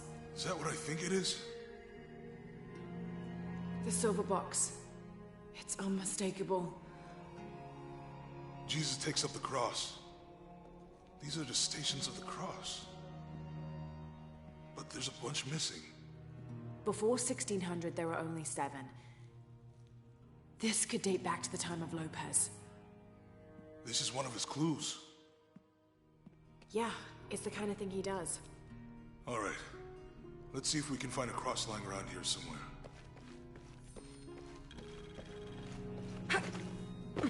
When we find the box, how do we get the key back from Dominguez? We'll find a way.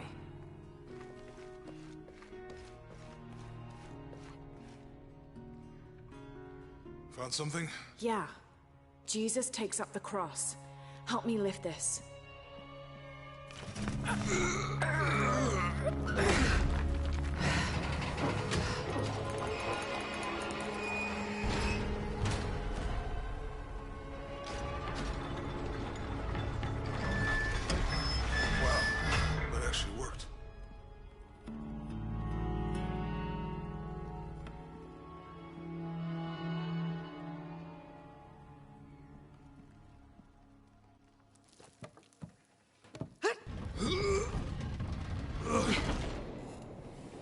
Looks like a long way down. Let's see where this leads.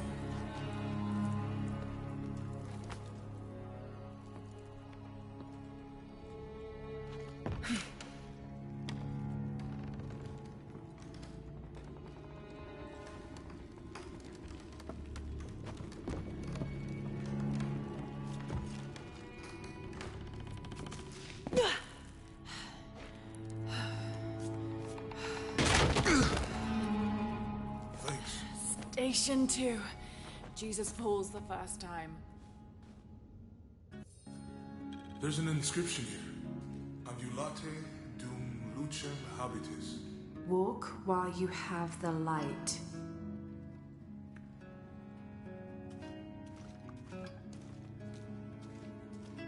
Gizlek, hair clipping? That is true.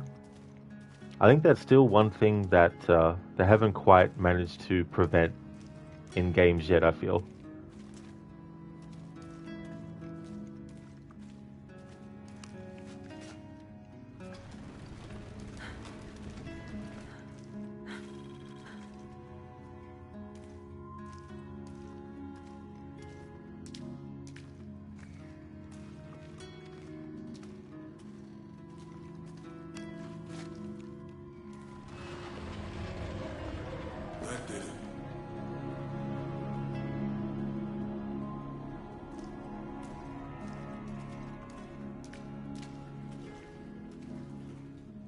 I wouldn't want to be buried in here. My head tossed behind a cross somewhere.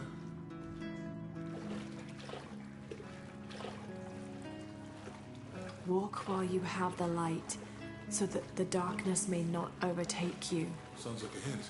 Or a threat. Shaky, do you know any good exploits for Vampire? You found it in your PS library. You know you love glitches and exploits. That's actually a good question, Shaky. In my recent playthrough, I found it was really, really handy to use the move where you can make like a pool of blood appear, and an enemy, when caught inside it, would take damage. I found that was one of the things that I liked to use a lot, especially when you have groups of enemies together. And with that game too, early on, it can be very punishing. So if you can do things to level up as much as you can first, it might be a little bit of a grind and stuff. But in the long run, it'll be beneficial because then early on, you'll have enough strength and stuff to take a lot of enemies on and things. Especially with like stamina management as well. That's also a thing too. Shadow Ronin Ghost of Yotai won Console Game of the Year at the Golden Joystick Awards. I did, yeah. Console Game of the Year. It's funny with that because I never actually have voted ever in any of those like the Game of the Year awards. Because like all you know about Yotai is that it got outvoted by a Digimon game. Oh, did it? Digimon. Shaky, oh, interesting. AI pathing exploits. Oh, not really. Yeah, not necessarily. It's more just a really good sort of way to also get enemies off your back a bit as well. Because, like, have you seen the amount of Death Stranding 2 nominations? No, I haven't. Has it gotten a lot? Shaky reminds you of Deus Ex Human Revolution and Mankind Divided in that respect. Oh, yeah. Yeah, it can be fun, too, when you work out that stuff in games. It can be like a good shortcut to get through an area that might otherwise be very time-consuming. Is like October PlayStation Games poll. Ah, so it's in October when they have the poll for that. I mean, there's so many different game awards. I mean, there is the Game Awards, but then I imagine there's other ones throughout the year as well. This looks like the Virgin Mary. Station 3. Jesus meets his mother.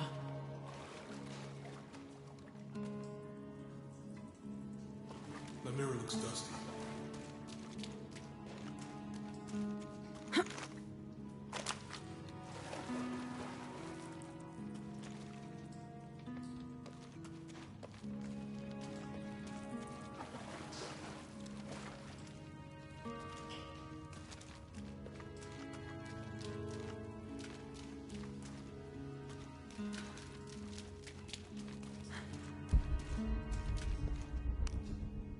I'll give you a boost.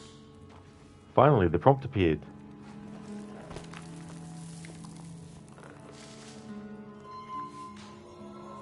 Hey, it worked. The light leads this way.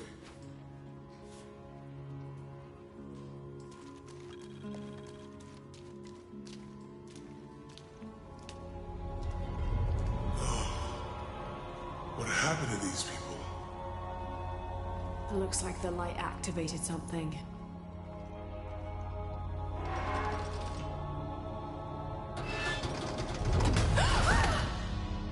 Laura! Are you all right? You're lucky it was a little rusted. This must be Station 4. Yeah. Let's have a look at these frescoes.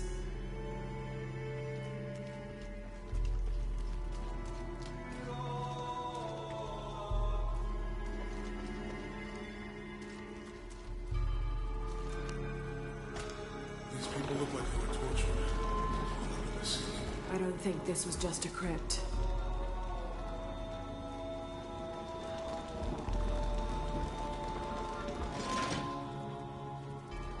I'll get it.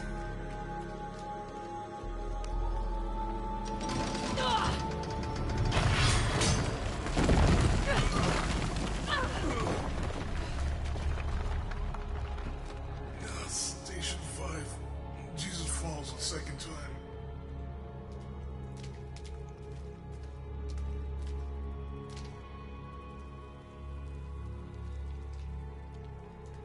He's like, oh no, it was specifically October releases. Oh, I got you now. I thought that was the cutoff when the poll ended, or that's when it started and ended in the same month. Afro, the Game Awards is the only one that matters, really. Yeah, I've never actually watched one in full. Like, I've only ever seen bits and pieces. Because usually when there's, like, some kind of, like, Game Awards that also announces new games and stuff coming out, I tend to just wait till it's all over, and then I go and search latest game announcements, and then I just scroll through on a page that has results about it, and then I just look and cherry pick what ones look interesting to me, and then I'll check out the YouTube video.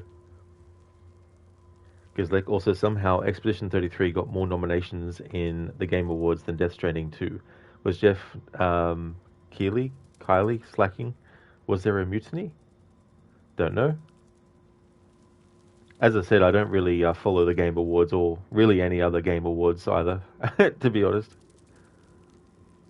So, well, Expedition 33 is the star game of the year, so yeah, there's definitely a lot of people that have said that it's a great game.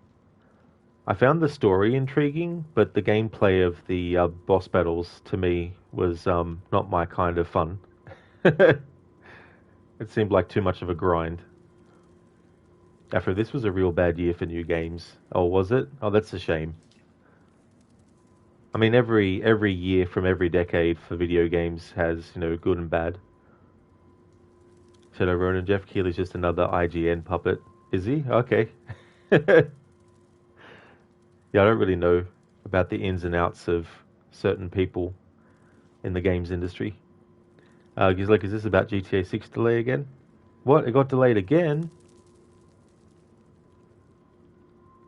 But it was supposed to come out like 10 years ago, wasn't it? No, just kidding. Shadow Ronan, most majority of the games got far way more votes than some in the nominee. Because like the running joke is that Jeff Keighley only has eyes for Hideo Kojima. Ah, okay. Yeah, I definitely didn't know that.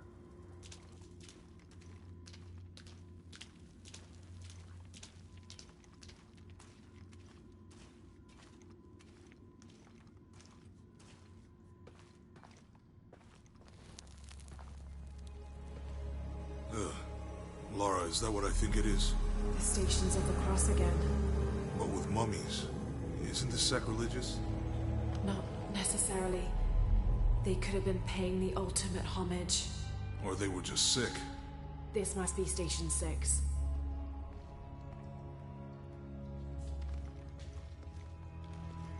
Looks like a church. These ones are posed like monks. Uh-huh.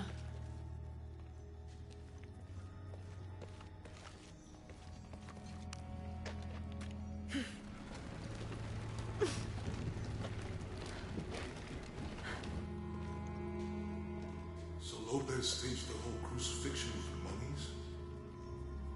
Seems sacrilegious. I think this was a place of worship for an underground sect. Literally. I guess this is a sect from the pamphlet. Mm-hmm.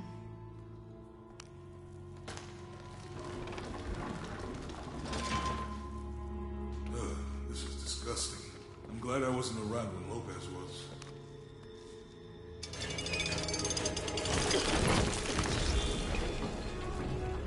Inscription. Do not fear those who kill the body, but are unable to kill the soul. Is that meant for us? Don't let Lopez get in your head. He's caused enough trouble already. Okay, let's do this.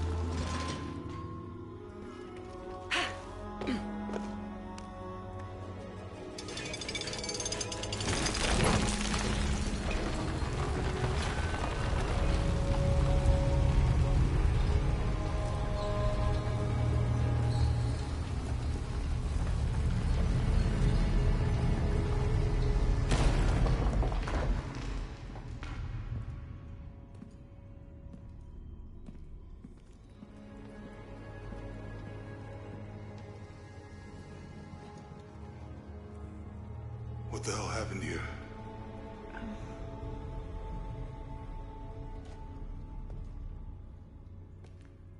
Lopez had his disciple wall him in, and then... bang. No witnesses?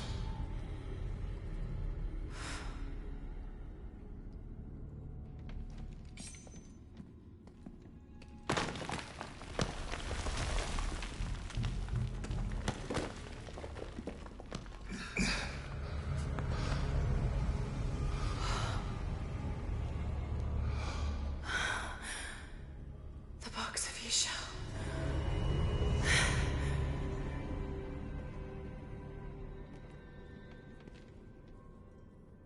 Only the hands of the Righteous One may seize destiny from mine. I guess it's you then.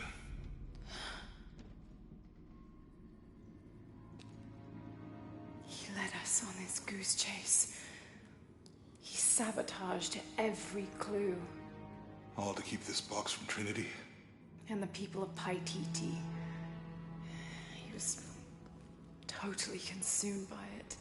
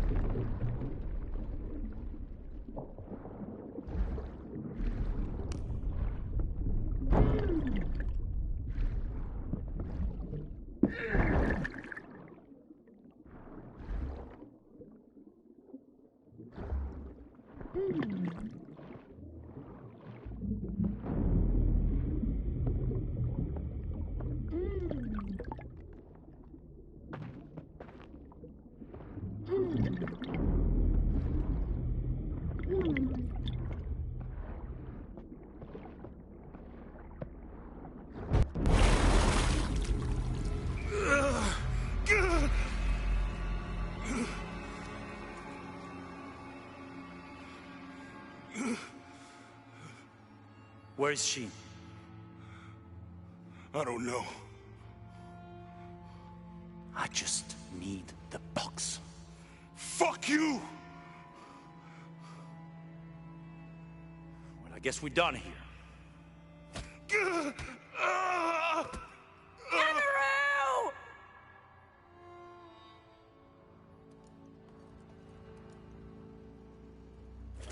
Stop!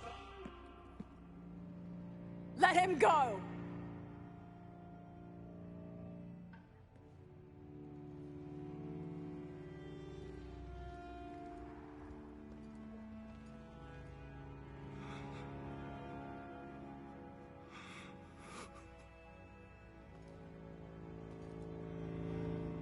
Release him, and I will give you the box.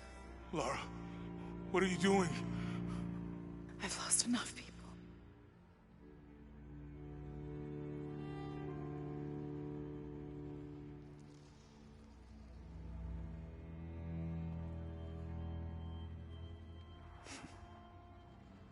I know you have. Your father was brilliant. He was taken from me before I could know. He was my friend. But he was obsessed, relentless. You didn't know him. He refused to see the potential for destruction in his work. He had to be stopped. You had him killed. he was going to lead the public to Paititi? Everything I love, everything I fought for. My world would have been destroyed. And what about my world? You can't think it's the same. It is. To a 9-year-old girl, I was a child. There was too much at stake. An entire civilization, hundreds of years of independence, thousands of lives. I had no choice. There's always a choice.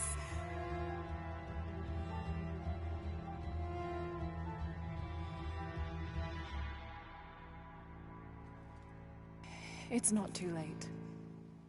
You can honor Unuratu and restore the sun.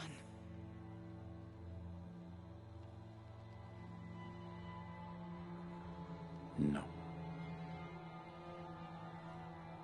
The threat must be removed. You're a low, selfish, murdering coward. And you, Lara? How many lives have you ended? In pursuit of what?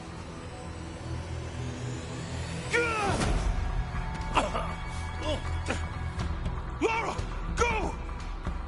Stop him!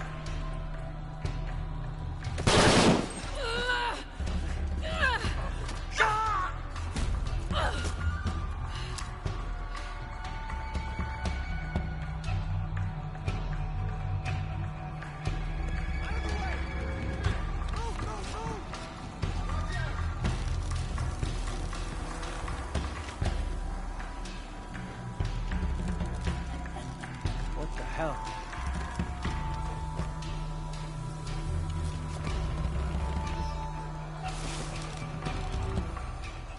Is that Rourke? Running past just now? Yeah. Think we should call him? Hell no. If there's any change in our status, he'll tell us. Spanish Jesuit missionary Andres Lopez, a member of Trinity, was dispatched to find and retrieve the silver box of Ishal rumored to be in Paititi. Instead of bringing the box back to the Trinity High Council, he confessed the theft to his old friend, the Emperor of Paititi, Sinchichika, Unuratu's ancestor. Together they entered into a plot to hide the box from Trinity. Lopez went west to Paititi and founded the mission of San Juan, leaving a path of clues stretching back to Cozumel for Sinchichika's descendants to follow when the time came. But while building the mission and the deadly crypts below, the box's power corrupted Lopez's mind. He came to believe that no one was worthy of the power of the sun. He died alone in the dark, consumed by the power of the box. Soon after, disease severely wiped out the population of Paititi, taking Sinchichika and knowledge of the path of the clues that led to the silver box with it. Shadow, then the guy's quite a stalker or a simp for Kojima. Shaky, Rod, what is Lara Croft in the Temple of Osiris on sale for $2.99 in the States? Oh yeah, Shaky, so that was one of 2 games that were top-down isometric perspective games, and they were also co-op and multiplayer as well, but you can also play them on your own, so you don't have to have someone else to play that game with. But yeah, there was Lara Croft and the Guardian of Light, and Lara Croft and the Temple of Osiris. I've played both of them once before. I didn't mind them, but I wasn't really motivated to play them since as well. But you never know, I might play them again in the future. But if you like that kind of game, and if it's that cheap, like, you know, give it a try if it seems interesting to you. Shadow Trinity, Templars, but with another name. That is true. Yeah, the classic trope of having some kind of like group that was formed in some time in the history of humanity and then was thought to go extinct, but actually still survived, went underground, and in modern times becomes this manipulator and controller of events and all this kind of stuff. And you know, you get like Umbrella in Resident Evil, you get Abstergo in Assassin's Creed, you get Trinity in the Tomb Raider reboot games, you get Mobius in Evil Within. These sort of like companies in present time that that are run by these groups that have existed for centuries. I mean, in Umbrella's case, it wasn't centuries, but in Trinity's case and the Templars, it's been centuries. But I get what you're saying, though, Shadow, as well. Like, even though there wouldn't be a copyright on calling like a group of, you know, people as part of like Templars and all that kind of stuff, but maybe they just wanted to make sure that there was a distinction enough, so they went with Trinity instead of calling them Templars.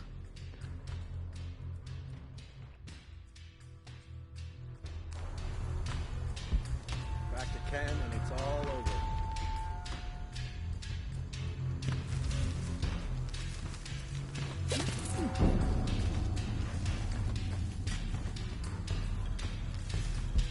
Volcano. What next?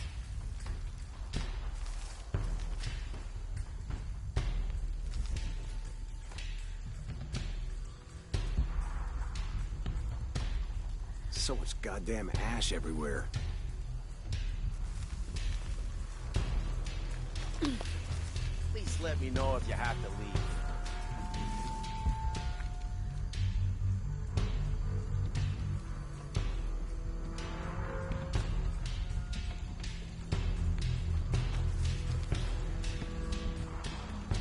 Gotta investigate.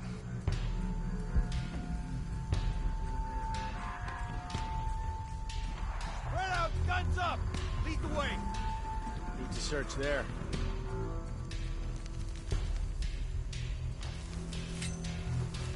I got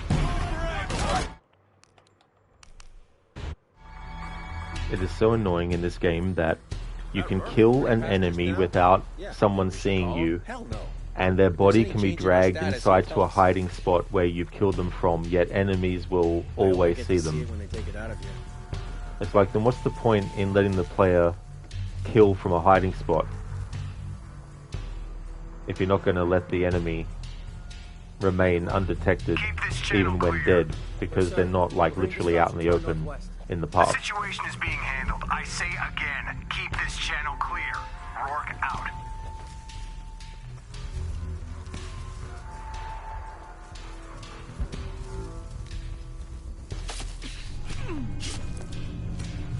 Now, that body being there, it's going to be understandable that they see it. No. Thank you, game, for not recognizing I pressed the button as soon as the prompt appeared on the screen. Is that Rourke? Running past just now? Yeah. Think we should call him? Hell no. If there's any change in our status, he'll tell us. Hasn't been much radio chatter.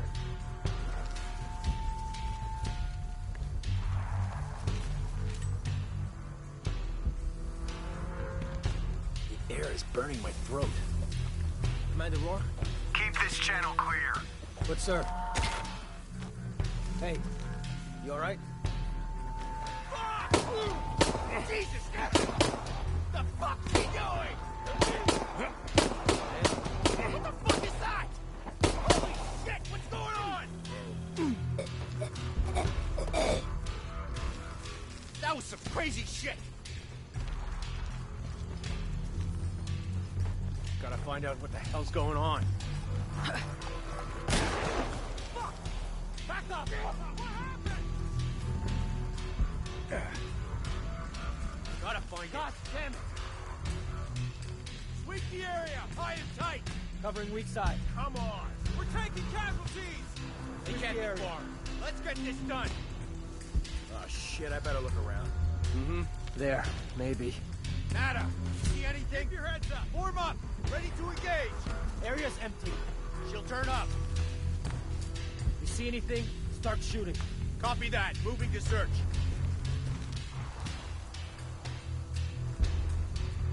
Loose diamond formation.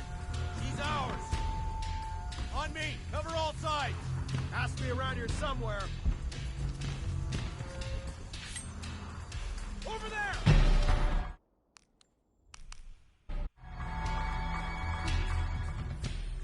Is that Rourke? Running past just now?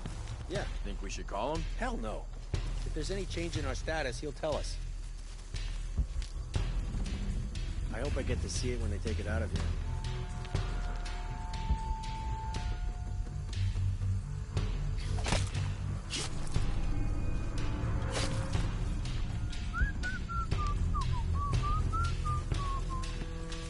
Commander Rourke? Got something. Keep this channel clear. But sir, we're hearing disruption to our northwest. The situation is being handled. I say again, keep this channel clear. Rourke out.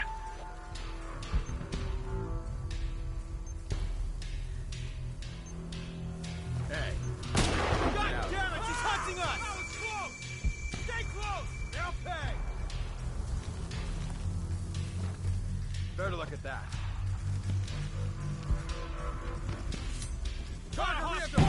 For fuck bloody sake. It's like Eagle Vision. Yeah. Now? Yeah. Think we should call him? Hell no. If there's any change in our status, he'll tell us.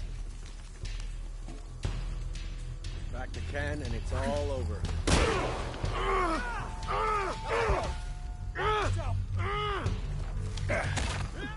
Damn it, she's hunting us! Look out! Where? Taking casualties! Copy that. We'll find who did it. He's got a grenade! Jesus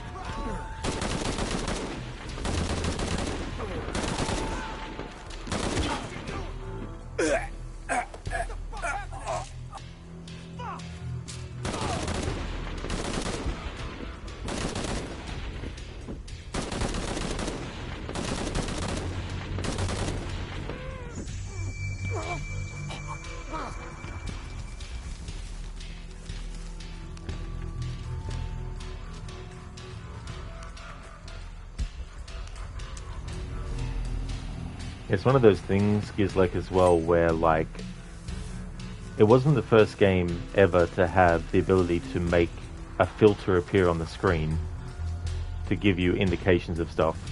Because, I mean, you had Splinter Cell as one of the early games that did that.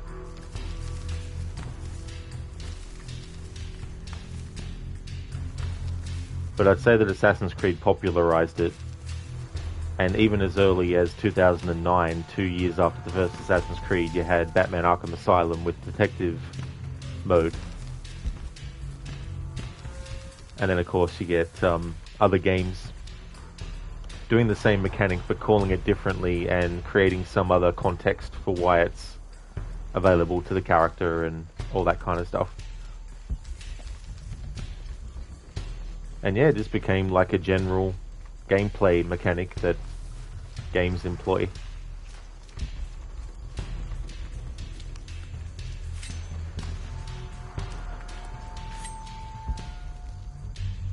There's been fewer stealth sections overall in this game compared to the first two games, but the ones that they've had in this game,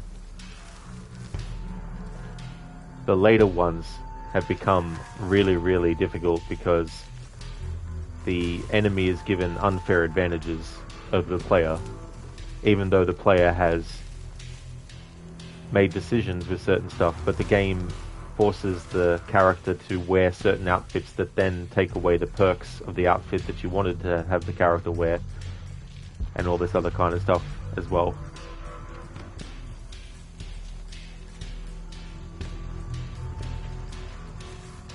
Because like the last Mafia game had it, but only because it's Hangar 13 devs. Okay.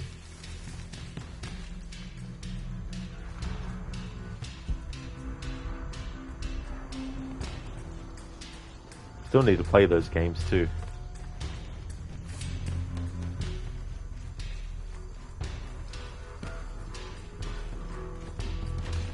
This is Rourke. Jonah Maeva has the box, and Lara Croft was last seen in the church. Find them.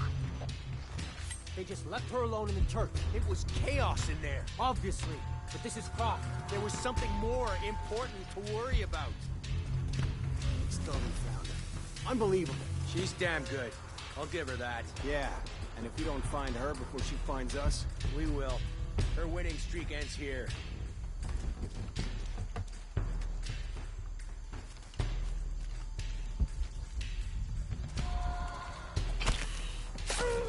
there's no way out of this, man.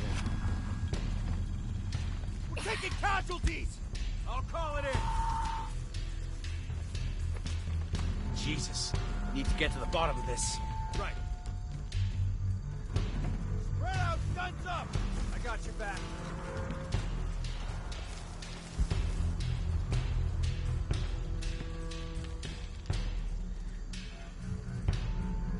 Could be there. Form up! Ready to engage! Roger. Area sweep in progress. Area clear. She'll turn up. No visual. You? Keep your eyes open. You don't look so good. Shit! What the shit? What's going on? Oh, fuck off! Fuck is that? Jesus Christ! Me! Cover all sides! What is that? We got it. Just a matter of time. Fuck! Look out! Down! Gotta check that.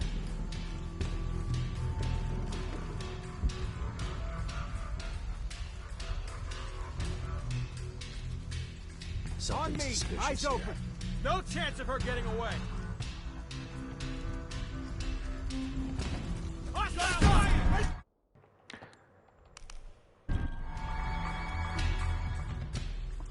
They just left her alone in the church. It was chaos in there, obviously. But this is Croft. There was something more important to worry about.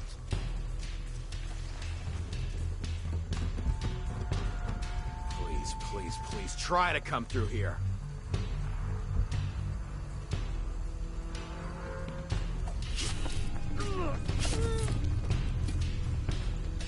It shouldn't be too hard to spot. We still haven't found her. Unbelievable. She's damn good. I'll give her that. Yeah, and if we don't find her before she finds us...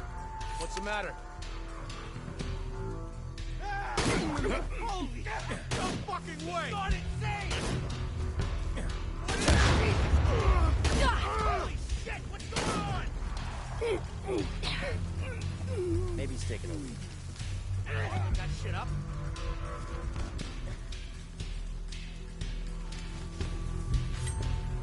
Oh shit, I better look around. Gotta investigate.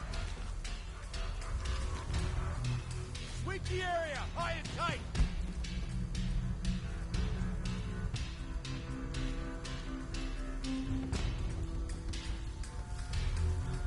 Better look up there. Form up! Ready to engage! All right, let's do this! Shit! Return to patrol!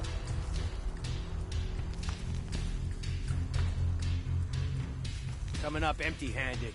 We'll find her. Need to search there. On me! Got Croft here! For fuck's sake, I'm kind of getting an understanding of how they've programmed the AI in this. It seems what they've done is they've made sure that wherever Lara kills any of the enemies,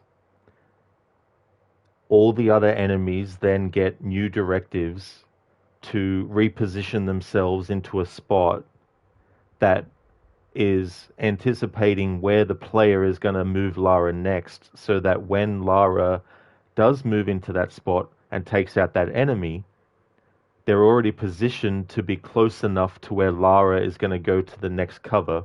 So if there's like some bushes that the player puts Lara into, other enemies have already repositioned themselves to be close enough to that spot so that when the other enemies in the other positions recognize that there's an enemy dead in another location, the enemies that are near Lara already will be programmed to then walk through the stuff that she's been hiding in, and therefore she gets detected.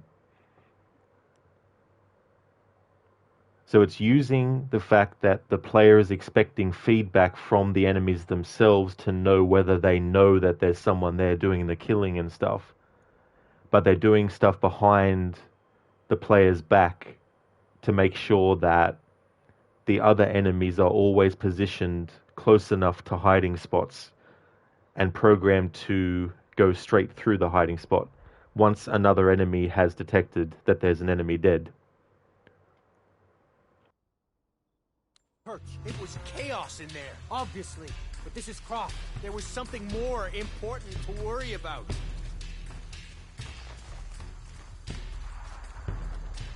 How does he expect to get away?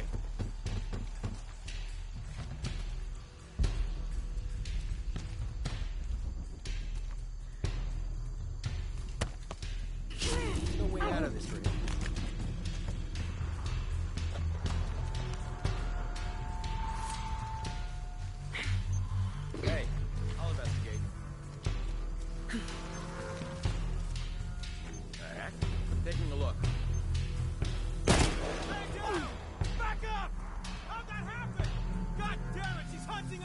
Now, those enemies are going to go directly to every single hiding spot, of course.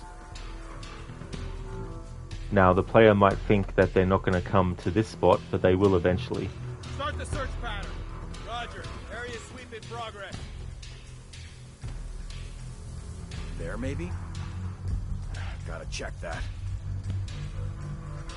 And then they make the enemies do some kind of generic action, like stop and then look up in the air for some weird reason, because they want the timing to be that the other enemies get close to your hiding spot with the enemy that's close to your hiding spot.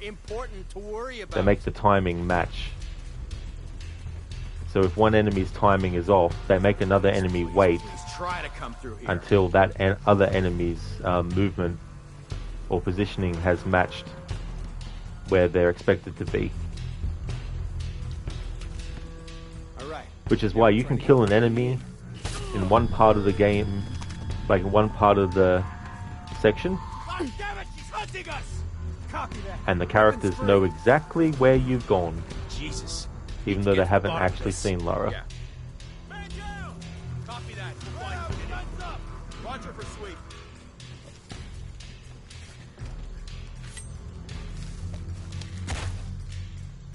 Need some help? Stay close. Signal if you see anything.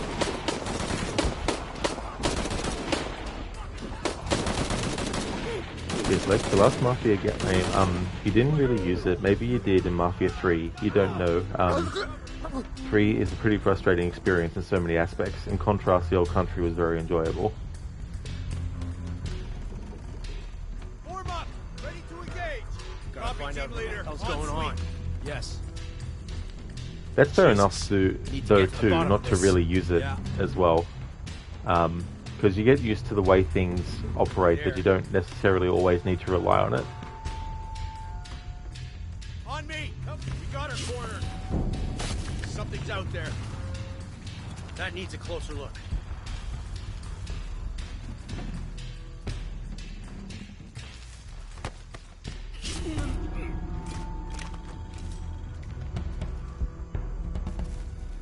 Alright, so we're finally past that where section. Are you? I'm in the cane field. They can't see me. Keep your head down. I'm on my way. So in the first stream, by the end of it, I had 8 checkpoint reloads. Last stream, last week, by the end of that stream, I had 30. Now at this point in this third stream, I have 47. And it's all happened once the game took away some stealth perks that I had based on the outfit that I had Lara in. But for story reasons, at that point, they wanted Lara to wear a specific outfit that doesn't have stealth stats. Because they knew the players would want to keep their outfit and any stats that they had, but they didn't want the player to do that. So they forced Lara to wear specific outfits at certain points and not let the player actually change back until a certain later point. He's like Agent 47. Exactly.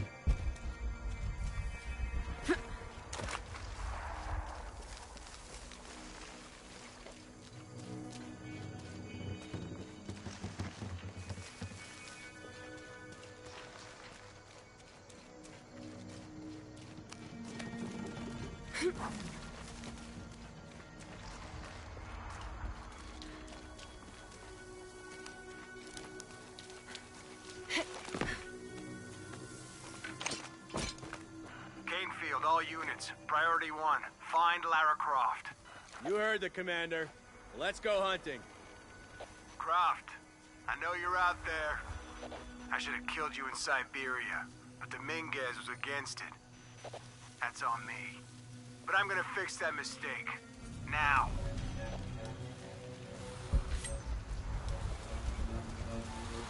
What's that?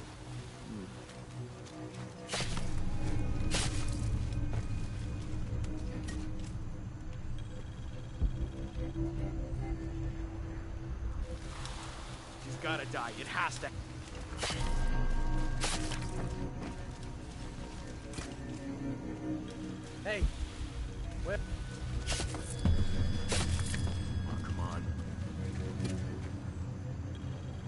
Hey there, bootleg. Lara Croft. You think bro said it wrong? Yeah,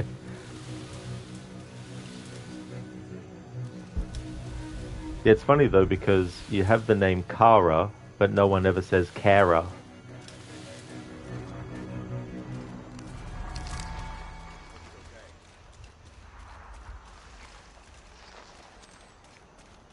All full up.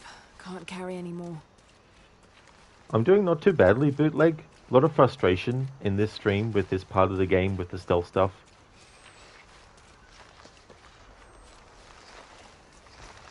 A lot of things where the way they've programmed the AI relative to what you do is a bit unfair because you can kill an enemy from one position in the game map, and then as soon as the other enemies find the dead body, they instantly know exactly where you've gone.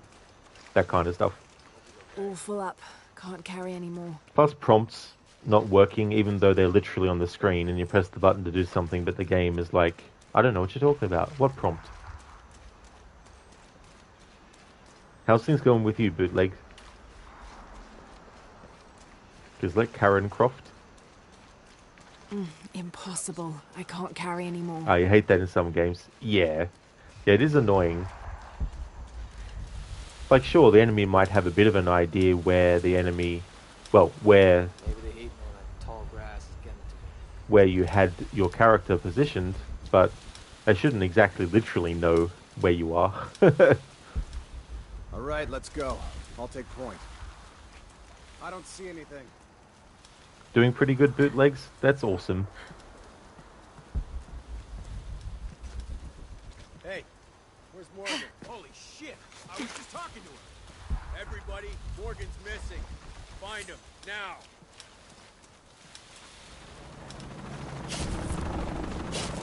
Target in sight, this'll get you moving. What? Okay, fair enough. Croft, I know you're out there. I should have killed you in Shit. Siberia, but the Minguez was against it. That's on me. But I'm gonna fix that mistake. Now. Hey, where are you? Fuck. Of course. As soon as I got near him and pressed the button, it'd go red. Croft, I know you're out there. I should have killed you in Siberia, but the Minguez was against it. That's on me. But I'm gonna fix that mistake. Now. Alright, let's go. I'll take point. Something isn't right.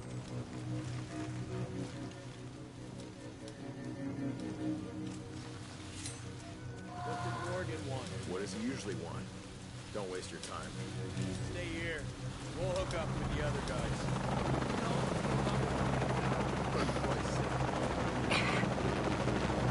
Cardinal 6, got visual on Croft. He's at the distillery. Deacon team, deploy. Alright, this is force detection, so it's all out combat now. Commander.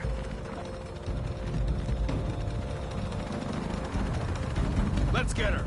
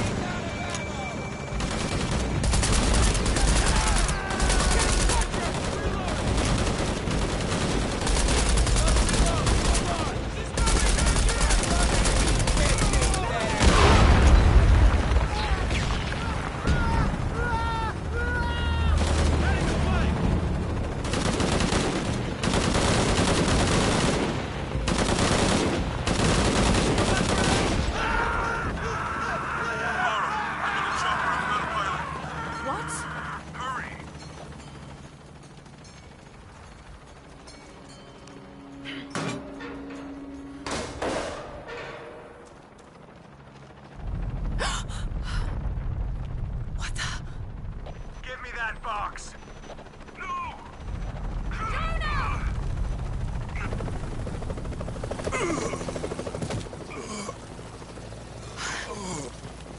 Are you okay? I'm okay. I'll find her.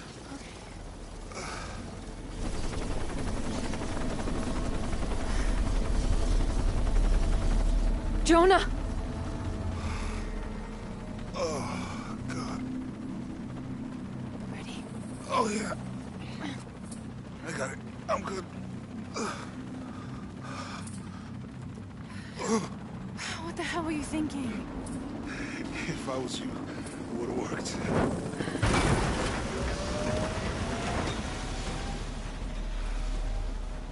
They might not get far. Go. Go, we got this.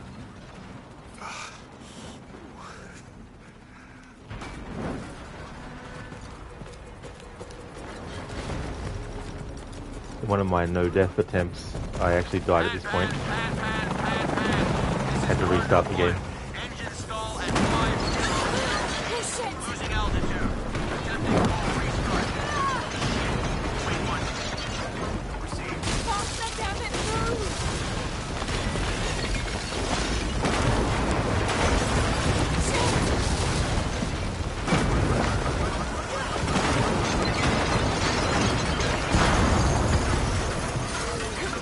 That way!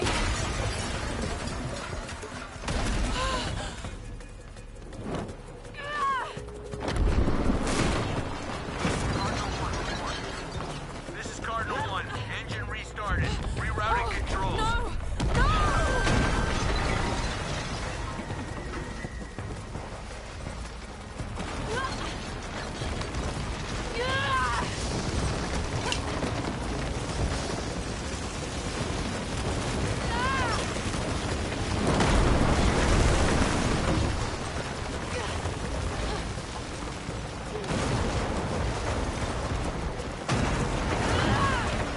Command, this is Cardinal 1. All systems functional. Back on That's where I course for died heading one time 327. because it tricks you into thinking that you can actually throw it a little bit later, but you have to actually almost throw it instantly. Even though technically there's enough distance of the rope that she uses for it to have reached it. But because it wasn't on the pinpoint accurate position in the air that I had to press it, you get killed. Plus you also have something that she's standing on which is rising up as the thing is in your view too. So this thing rises up and it disorients you to think. Back on course for heading 327. So you have to kind of almost do it when Lara's head is in line with it. Only one chance.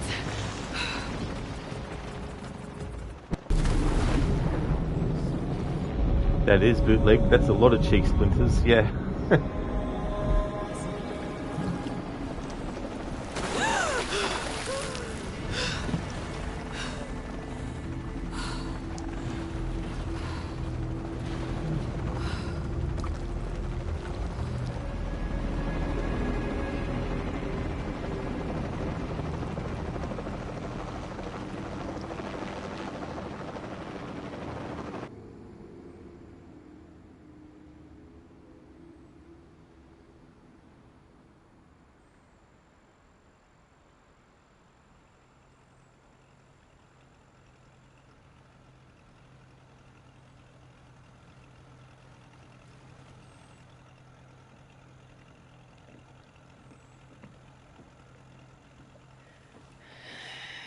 How much longer to Paititi? Almost there.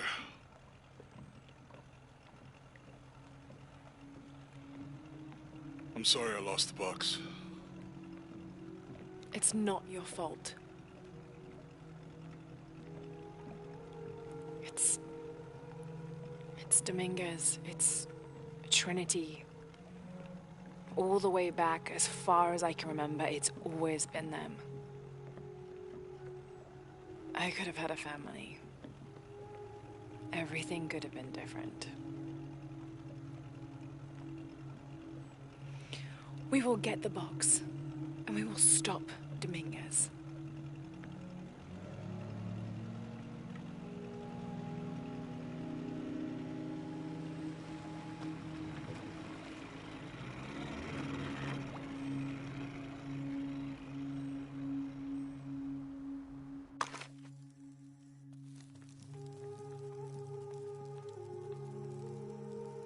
Your Highness. Lara. Where's the box? Amaru has it. But the death of the sun draws near. We'll get it back before he completes the ritual. This will not be easy. We'll have to adjust the plan. Please, take your time to prepare yourself. We'll gather intelligence and fighters. Thank you. I'll stay here and lend Uchu a hand. Let me know if you need anything. Okay.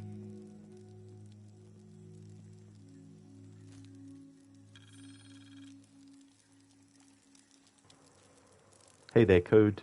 Lara, the Earthen Homebreaker. No, I think it was the wind, wasn't it, Code? I think it was the wind that did that. Bootleg, that's why we don't build on unstable ground, kids. Exactly, yeah. Makes me think of Monty Python and the Holy Grail, about how you have that king who was trying to build a castle on swamp. And he kept on trying and trying, but he eventually had a castle that stood on the swamplands. Hey, Lara, you have a minute? Come over if you have time. I can't believe how much Etzli has grown in such a short time. He's going to make a great king.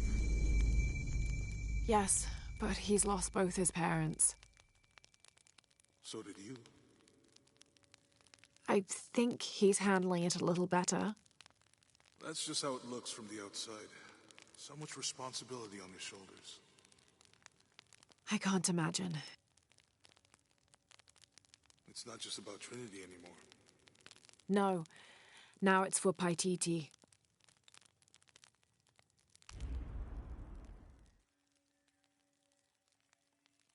Code, well, it's possible if you build 15 to 20 castles on top of each other, eventually something will stick above the ground. That is true. It'll go so deep into the swamp that it'll create its own stable ground.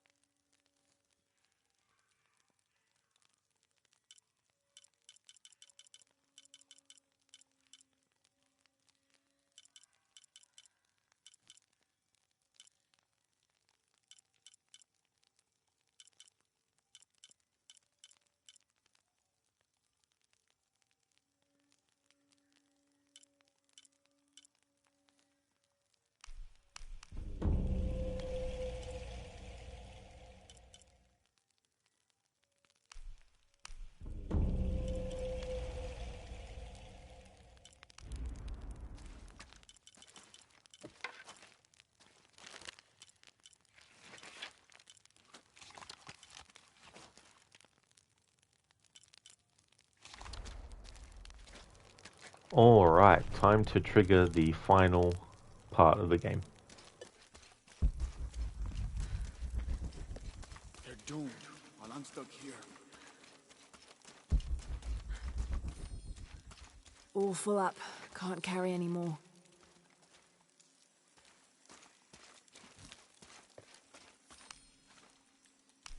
How is the plan coming together, Etzli? We have options. Uchu? Kukulkan's army will follow the Sakbe to the Great Stone Bridge to reach the pyramid. If we approach them head-on, we have the best chance to intercept them, but we could easily be overwhelmed. If we go in this way, it'd be more secure. But our timing would have to be perfect, or they'd slip through our fingers. Can we do both? If we approach head-on, I can go around the other way and act as a sniper. They'd be trapped. No approach is without risk, but I believe this is the best option. Good. Then, on your order. Gather the troops. Let's go.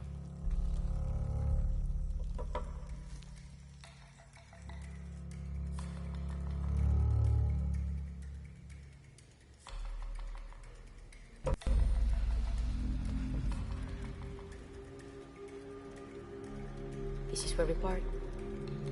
Your path lies that way. Lara, I want you to have this. For luck. Etzli, I can't. After today, The eclipse will no longer represent us. We keep the sun, but you remove the shadow. Thank you.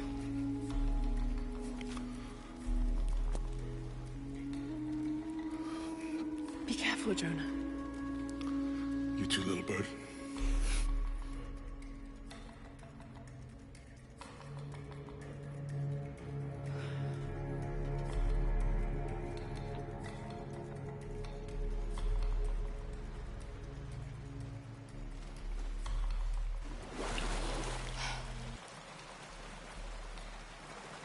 Hey, Mita, welcome back, dude. You're on your way to work? No worries at all. Hope it ends up being a great day today. And here we are, the final part of the game. Coming up is another part in my no-death challenge where I actually died and had to restart the game all the way from the start. It's when there's all this fire and everything underwater, and for some reason I had Lara swim down towards. I guess I was thinking that maybe there was a way to progress while sticking in the water but above the fire, but I went too close to the activation point of the vacuum of killing you, so... Yeah, Mita, you hope so too? Yeah, dude, for sure, especially on a Friday as well. Bootleg, oh no. That's true, it was so annoying. In Mita, the last fight will be quite challenging, you believe? It will be in Mita, for sure. Absolutely. Yeah, there's moments where you can't help but get detected, but there's also moments where you can. So it's going to be a tricky sort of ballet.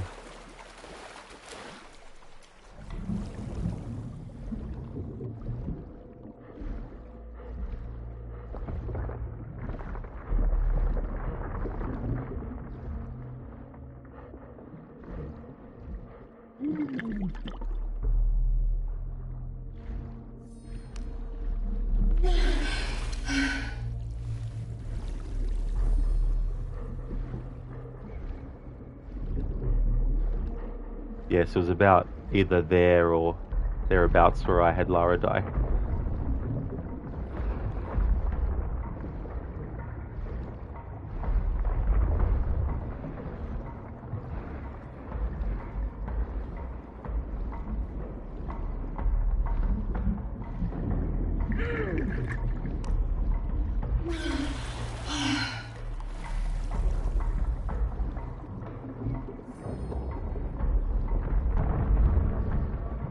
Actually, no, I think it was there. That fire that we just passed.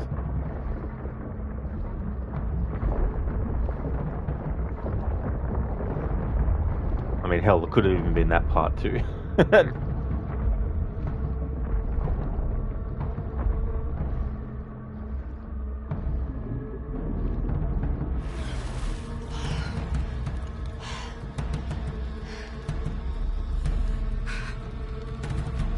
Mita, yeah, last Friday was chill for the most part till the last hour when everyone was calling. Oh, that'd be right in Mita. It would go for so long, being pretty chill, but then everyone's like, oh, and Mita has had too chill of a day at work. We need to change this.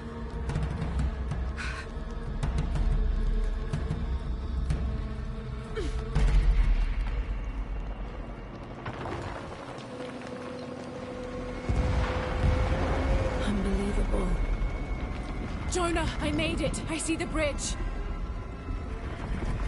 Shit! They blew the bridge. We'll find another way around. Okay, do you see that red smoke? Yeah. I'm gonna check it out. Unuratu said that the Crimson Fire was her destiny. Okay. Don't take too long.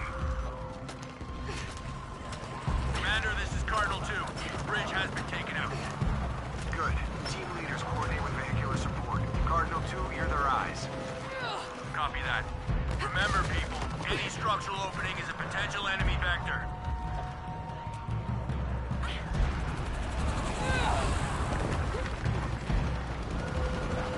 More helicopters.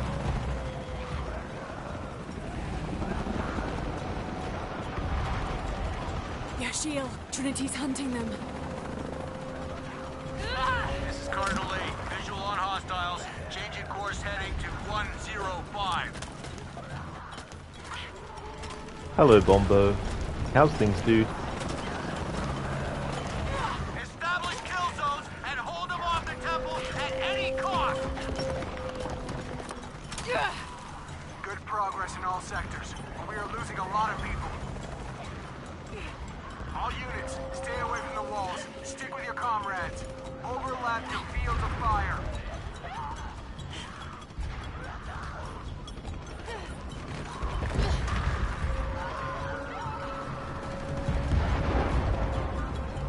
The source of the smoke. I can reach it.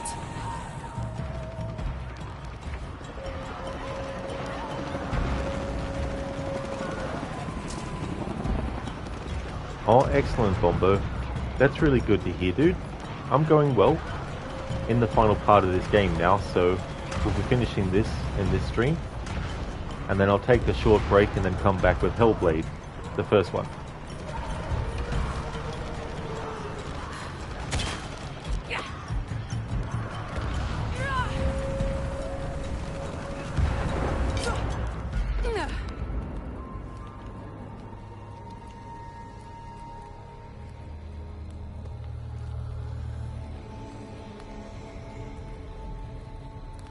When the crimson fire smokes, seek your mirror.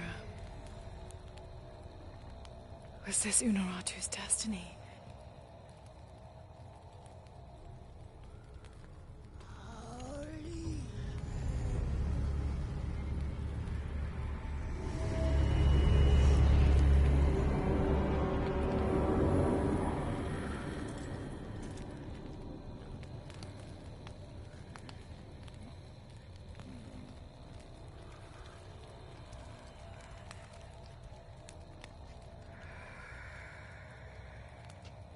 You're the Crimson Fire.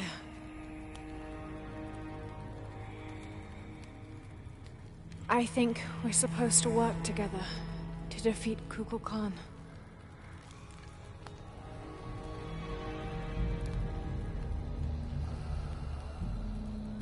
Fuck failure. Ishal?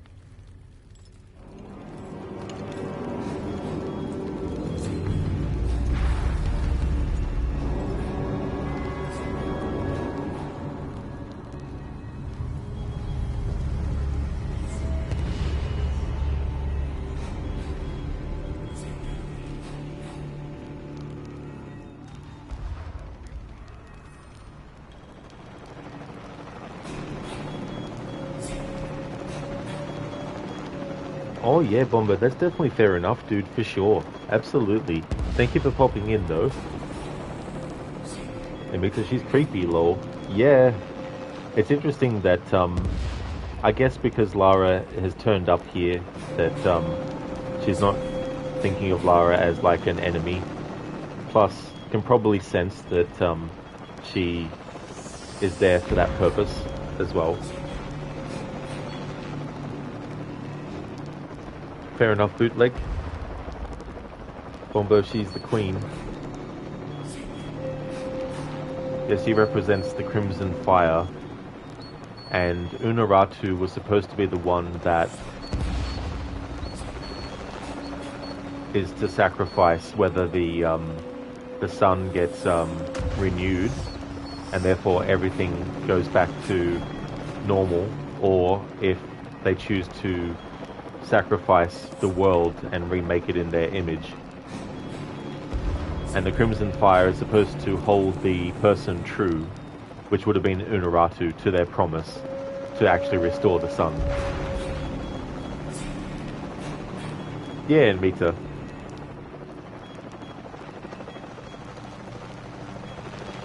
Code Dentist Nightmare. Yeah. Imagine how that would feel. I mean, after centuries, you'd probably get used to it, I guess.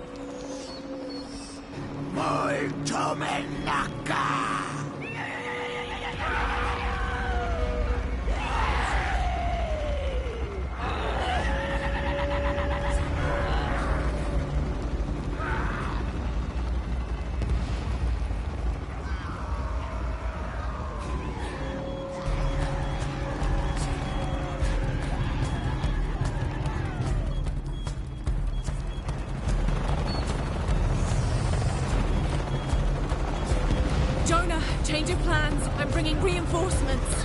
What? I hope you know what you're doing. Me too. Commander, we have eyes on Croft. She's with the E-Shield. She's what? Don't get distracted. Take her out.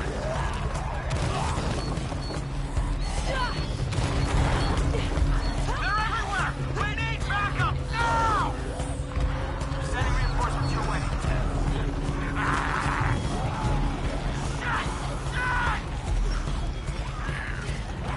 Delta! This is Zeta Team. High Council in position. Holding perimeter. Repeat, High Council is secured. This is Commander Rourke. The entire High Council is here to personally oversee our victory. We will hold the perimeter at all costs.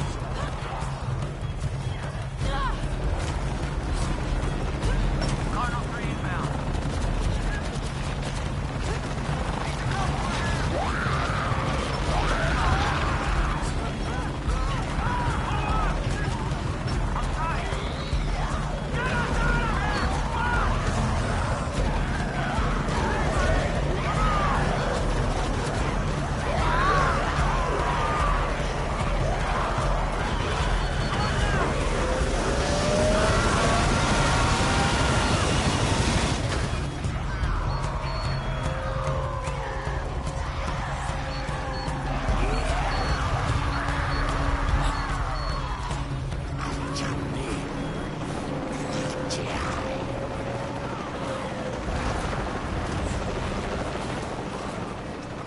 Bombo, you think there's a bit of turf in this game, you think?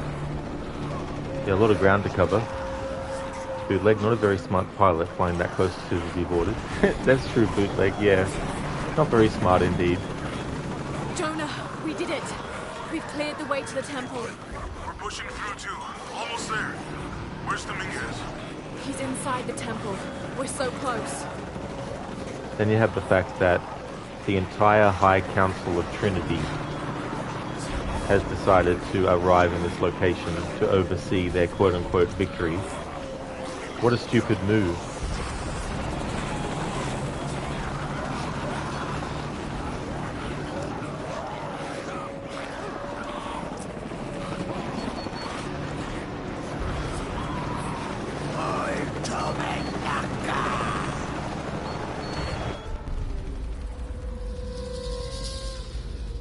Thank you, Kukulkan, for this gift of renewal.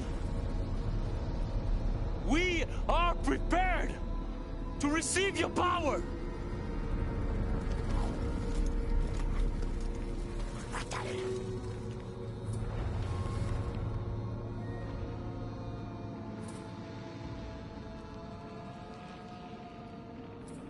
They're with you? This ritual is mine to complete. They've chosen wrong. It's all wrong. No. It was always theirs. Give us the box. No. Never. I must protect Paititi. We all create destiny. Not just you. All of us. Together.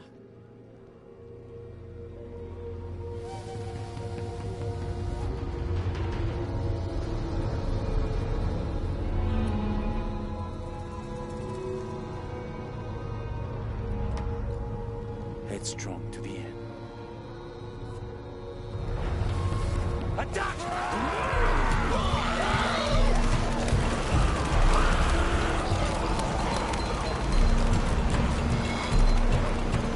No worries, Bombo. See you when you get back, dude. This is Commander Rourke. All remaining units hold the moment. Take breaks together. All units, consolidate on choke points. And, gentlemen, not letting it end. Hold them at all costs. The ritual is nearly complete. Take his fire! This is Rourke. When the ritual is completed, you will all be saved. And those who gave their all will be rewarded. Bootleg, let's gather all our high-ranking officials into one spot. It's a great idea that could never backfire. Oh no, never could. Never could at all. Like, that's the smartest thing to do. Bootleg, the together line was always cheesy in any game or movie. Yeah, some lines can be very cheesy and stuff. Some can be, you know, a bit obvious as well too. Mita, alright, as you've started to go on lurk mode, good luck with the last part of the game. Thank you very much for the good luck wishes. Thank you so much for being here, and Mita, I hope that the rest of work goes well.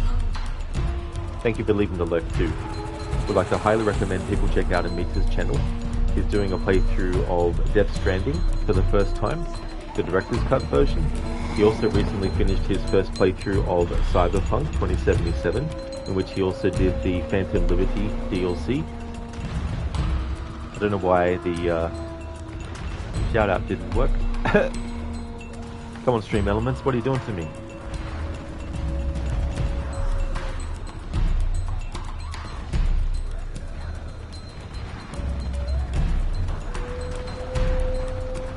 Yeah, I'll do it this way then. Twitch, fair enough. Exactly, Amita. Yeah, Stream Elements is just asleep. Definitely highly recommend checking out Amita's channel. Really cool streamer. Also does a lot of completionist playthroughs. Also getting like all the achievements and trophies and stuff too. So definitely recommend. And no problem at all for the shout out, dude. Hope that everything goes well today.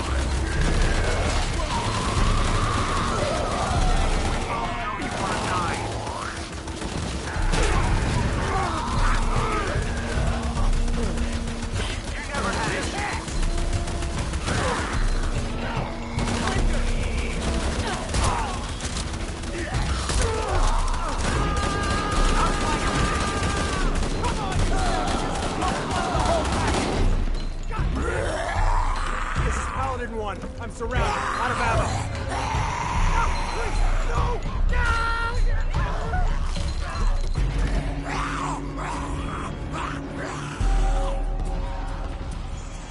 Hey, too many Daves. Since when were there goblins in Tomb Raider? Well, I guess you could say that they're goblin-like for sure. But Tomb Raider's always had like supernatural stuff and monsters. I mean, hell, the first game in the series back in 1996 had dinosaurs. How's things going? Welcome.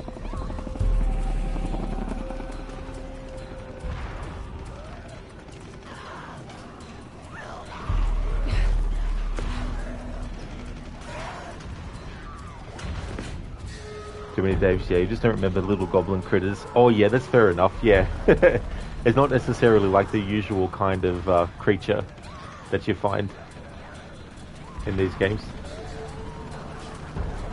Jonah, Rourke is dead. I'm going after Dominguez to stop the ritual. We'll hold them off as long as we can. Daves, they're like the little Rokani shoe guys from Diablo. Oh, haven't actually played too much of the first Diablo game. I played a bit of the first and also a bit of the second, but I never actually owned the games though.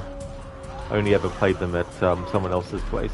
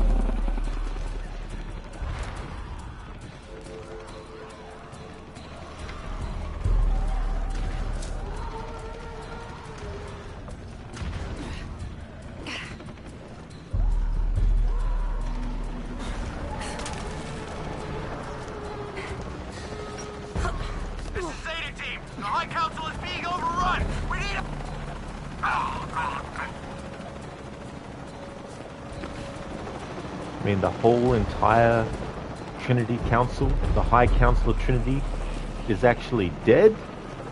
Jeez. I never would have thought that would have happened. There was absolutely zero risk in that happening. I wonder why it happened.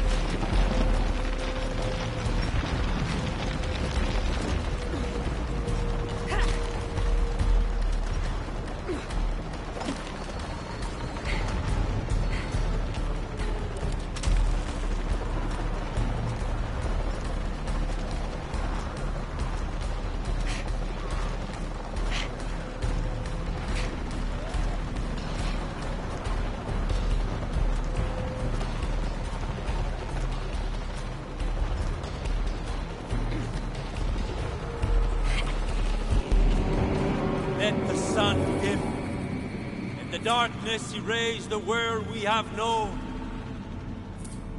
Let the shadow pass, and the light shine again on the world of our creation.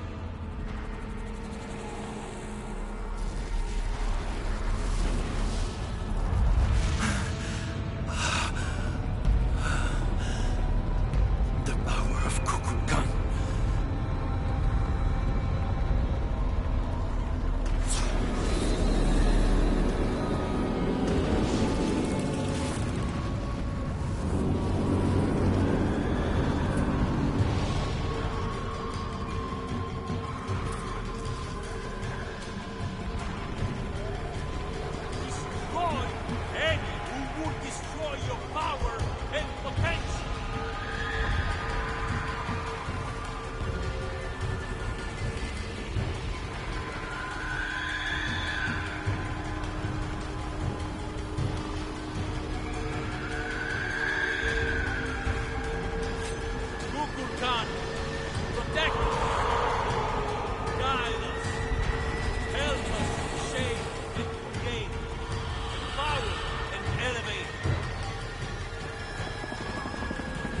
icons. I have to release the energy trapped inside them.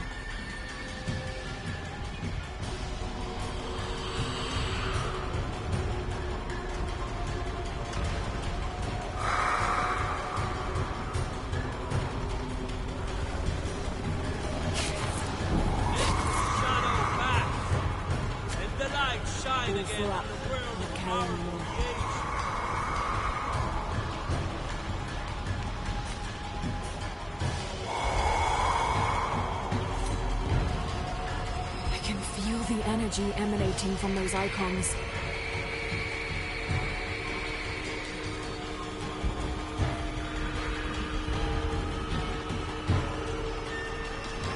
Destroy any who would destroy your power and potential. Let the sun live. The darkness erase the world we have known. Find her. She must not interfere. Alright, so they instantly knew where Lara was. That doesn't count against the Talon Drill. Because they literally knew exactly where she was straight away.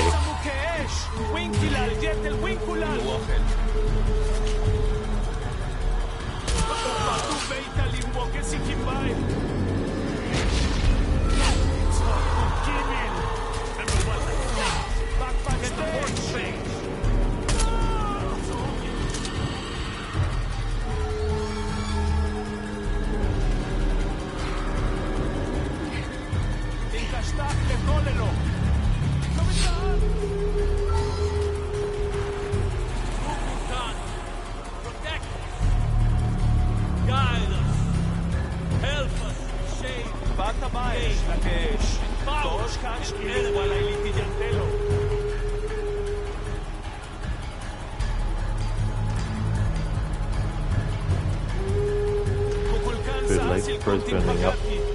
Dave, you wish you could glow like that? As long as there weren't any side effects. Bootleg Bro's burning up, he might need a doctor.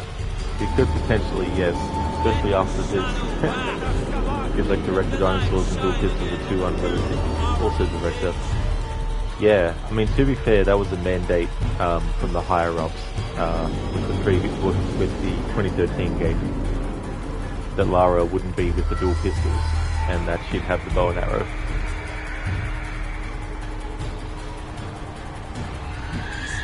But yeah, it is interesting not even having them as an option for the player.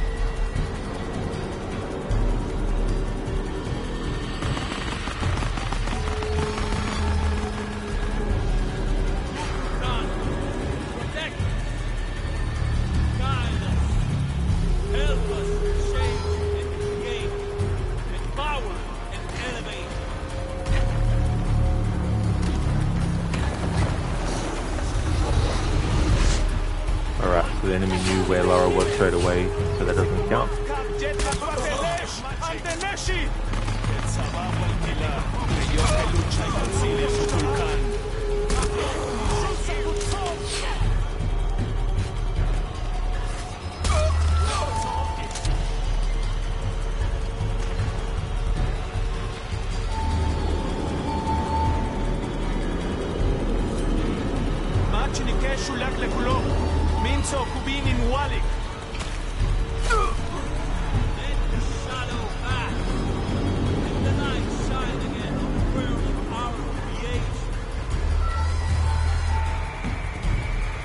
Hello there, AC.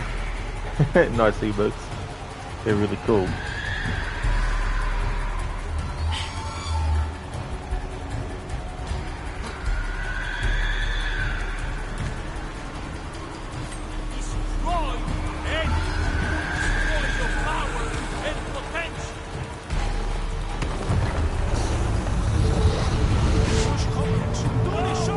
Nothing will stop me. Remaking the world. Alright, stealth rules no longer apply. Today, we take control of our destiny. Welcome back, Bombo.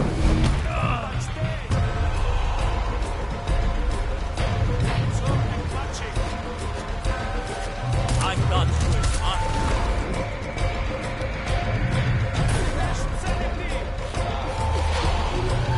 Now game. I healed Lara there. Don't bullshit me.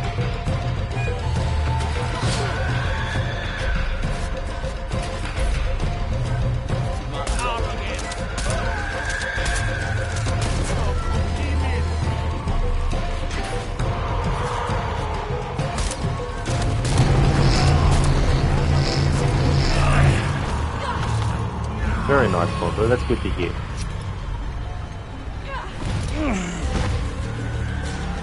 I have allowed you to leave. No more.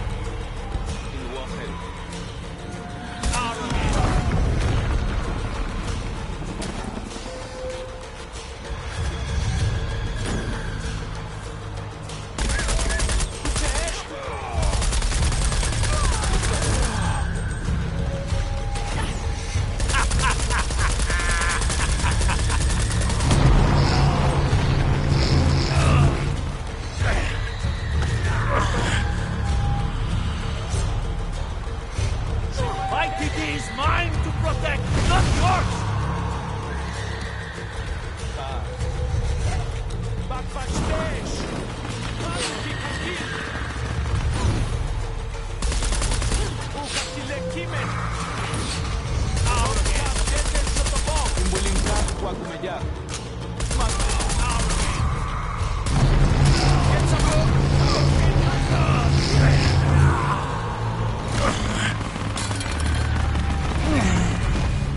Attack all you want, but Kukulkan will only make me stronger.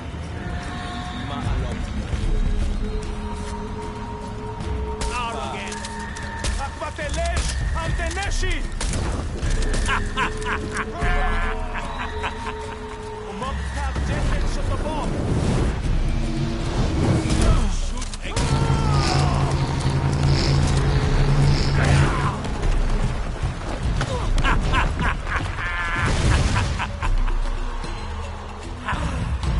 I thought you were smart.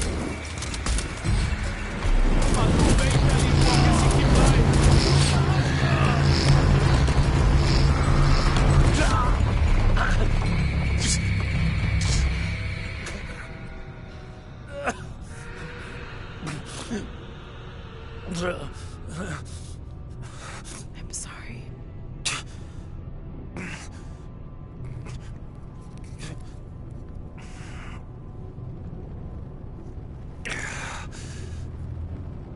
Protect Paititi. Please. Please, Lara. I will.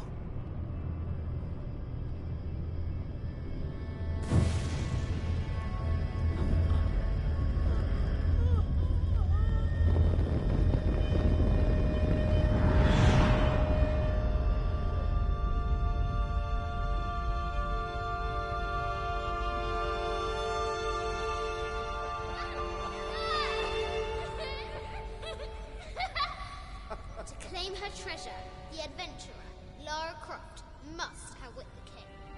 king? I think the king might have something to say about that. My loves, will you hold still for a second? Yes, my white queen. One.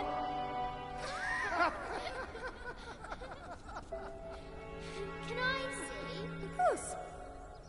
There's you, and me, and your dad. Where are we? Hawaii. With this key and the silver box, we can remake the world. Without weakness, cruelty. If you had that power, what would you do? My brave girl, who is not expecting a Jaguar attack.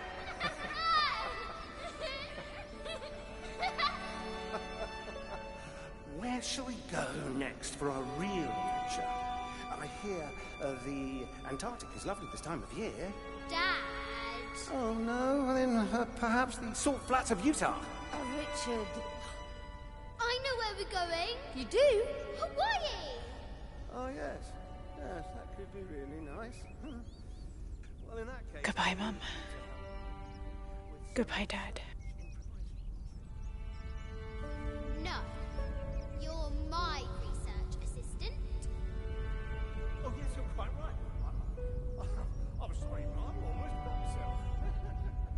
I request that you bring me to the museum. Well, I think that can be arranged, and we'll buy you a new sketchbook.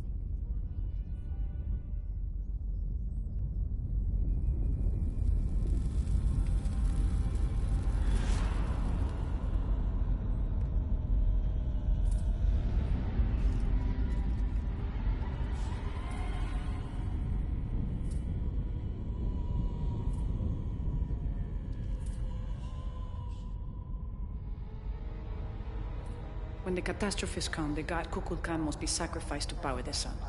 Otherwise, the world dies. Sacrifice a god?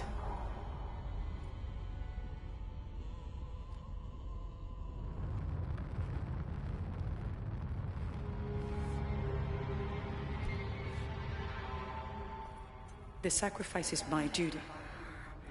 But if my training fails me, the Crimson Fire will guide me and hold me to my promise.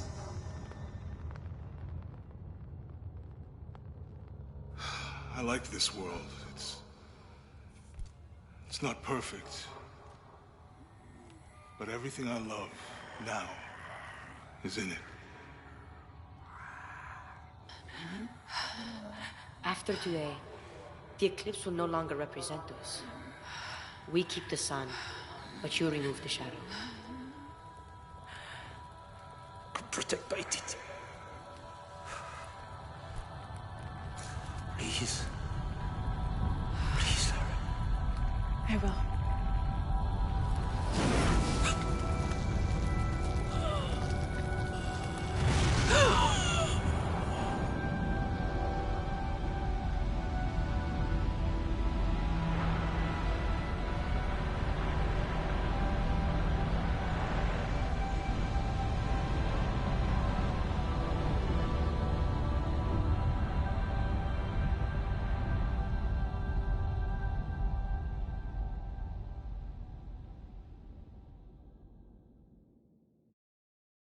I'll just catch it now before it transitions to the next cutscene. Well, that's good, Bombo. Sounds like you got everything set for your Friday night now. That's cool. Dave, stop bullying the poor glowing guy. All he wants to do is glow. That's all he wants to do.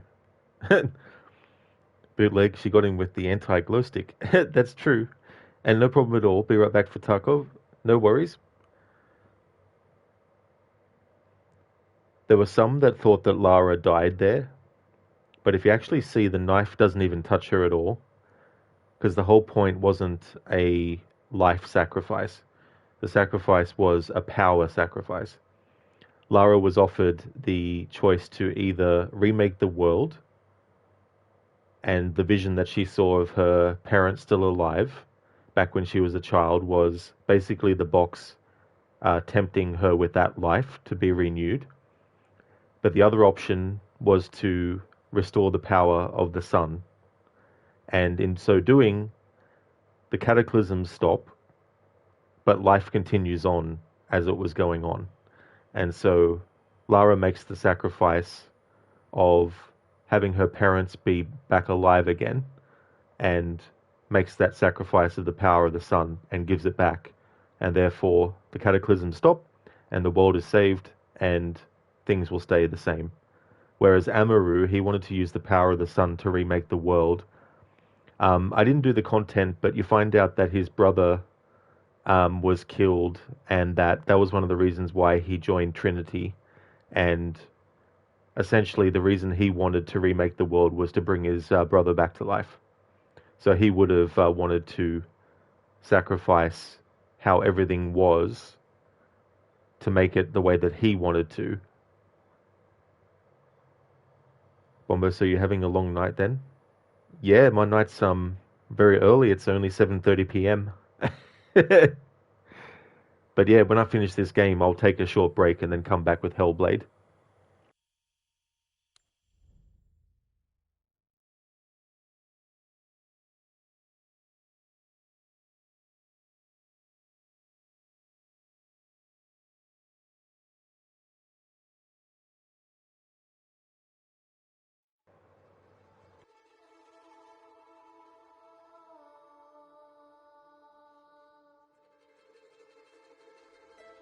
Unuratu, my mother, a warrior, a rebel, a queen. She will be venerated for generations. I miss you.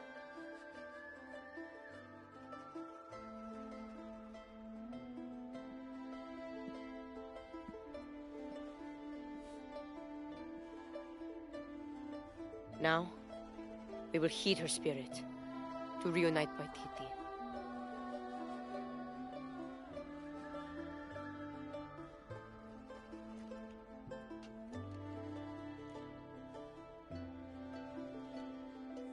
Thank you.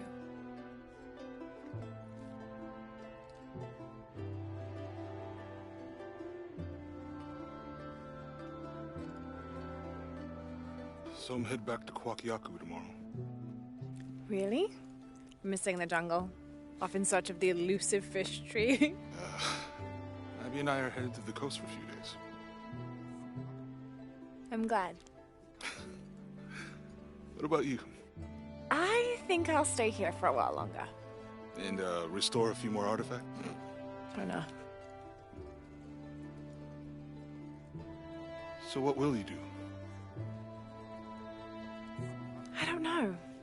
Etzli will help me figure it out. He'll let me know what Paititi needs to rebuild. Wow. I'm done searching. I want to be around the living. All right. Don't you have to pack or something? Now you are stuck with me till tomorrow. You're welcome to stay as long as you wish, Lara. Safe travels, Jonah. Once Paititi is restored, perhaps I can join you and learn more about the world beyond Paititi. Anytime. You just say the word. You too, Uchu? If he wants to. So, Jonah, Lara tells me you have a girlfriend. We will come to the wedding. Wait, whoa. Etzli, why don't you show me the plans for the new temple? Yes.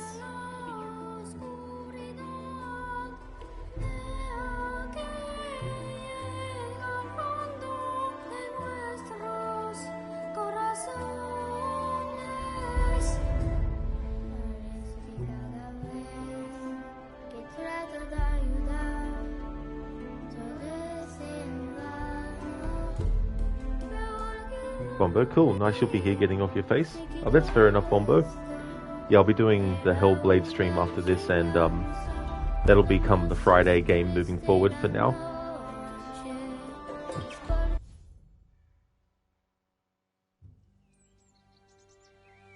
I had it all wrong. I thought that taking control of my life meant venturing out to do something extraordinary. I thought I had to fix everything. But the mysteries of the world are to cherish more than to solve.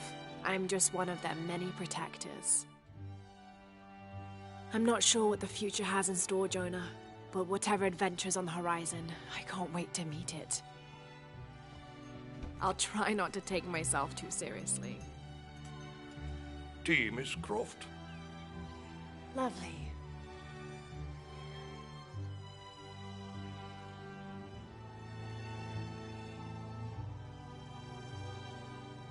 For now, it just feels good to be home.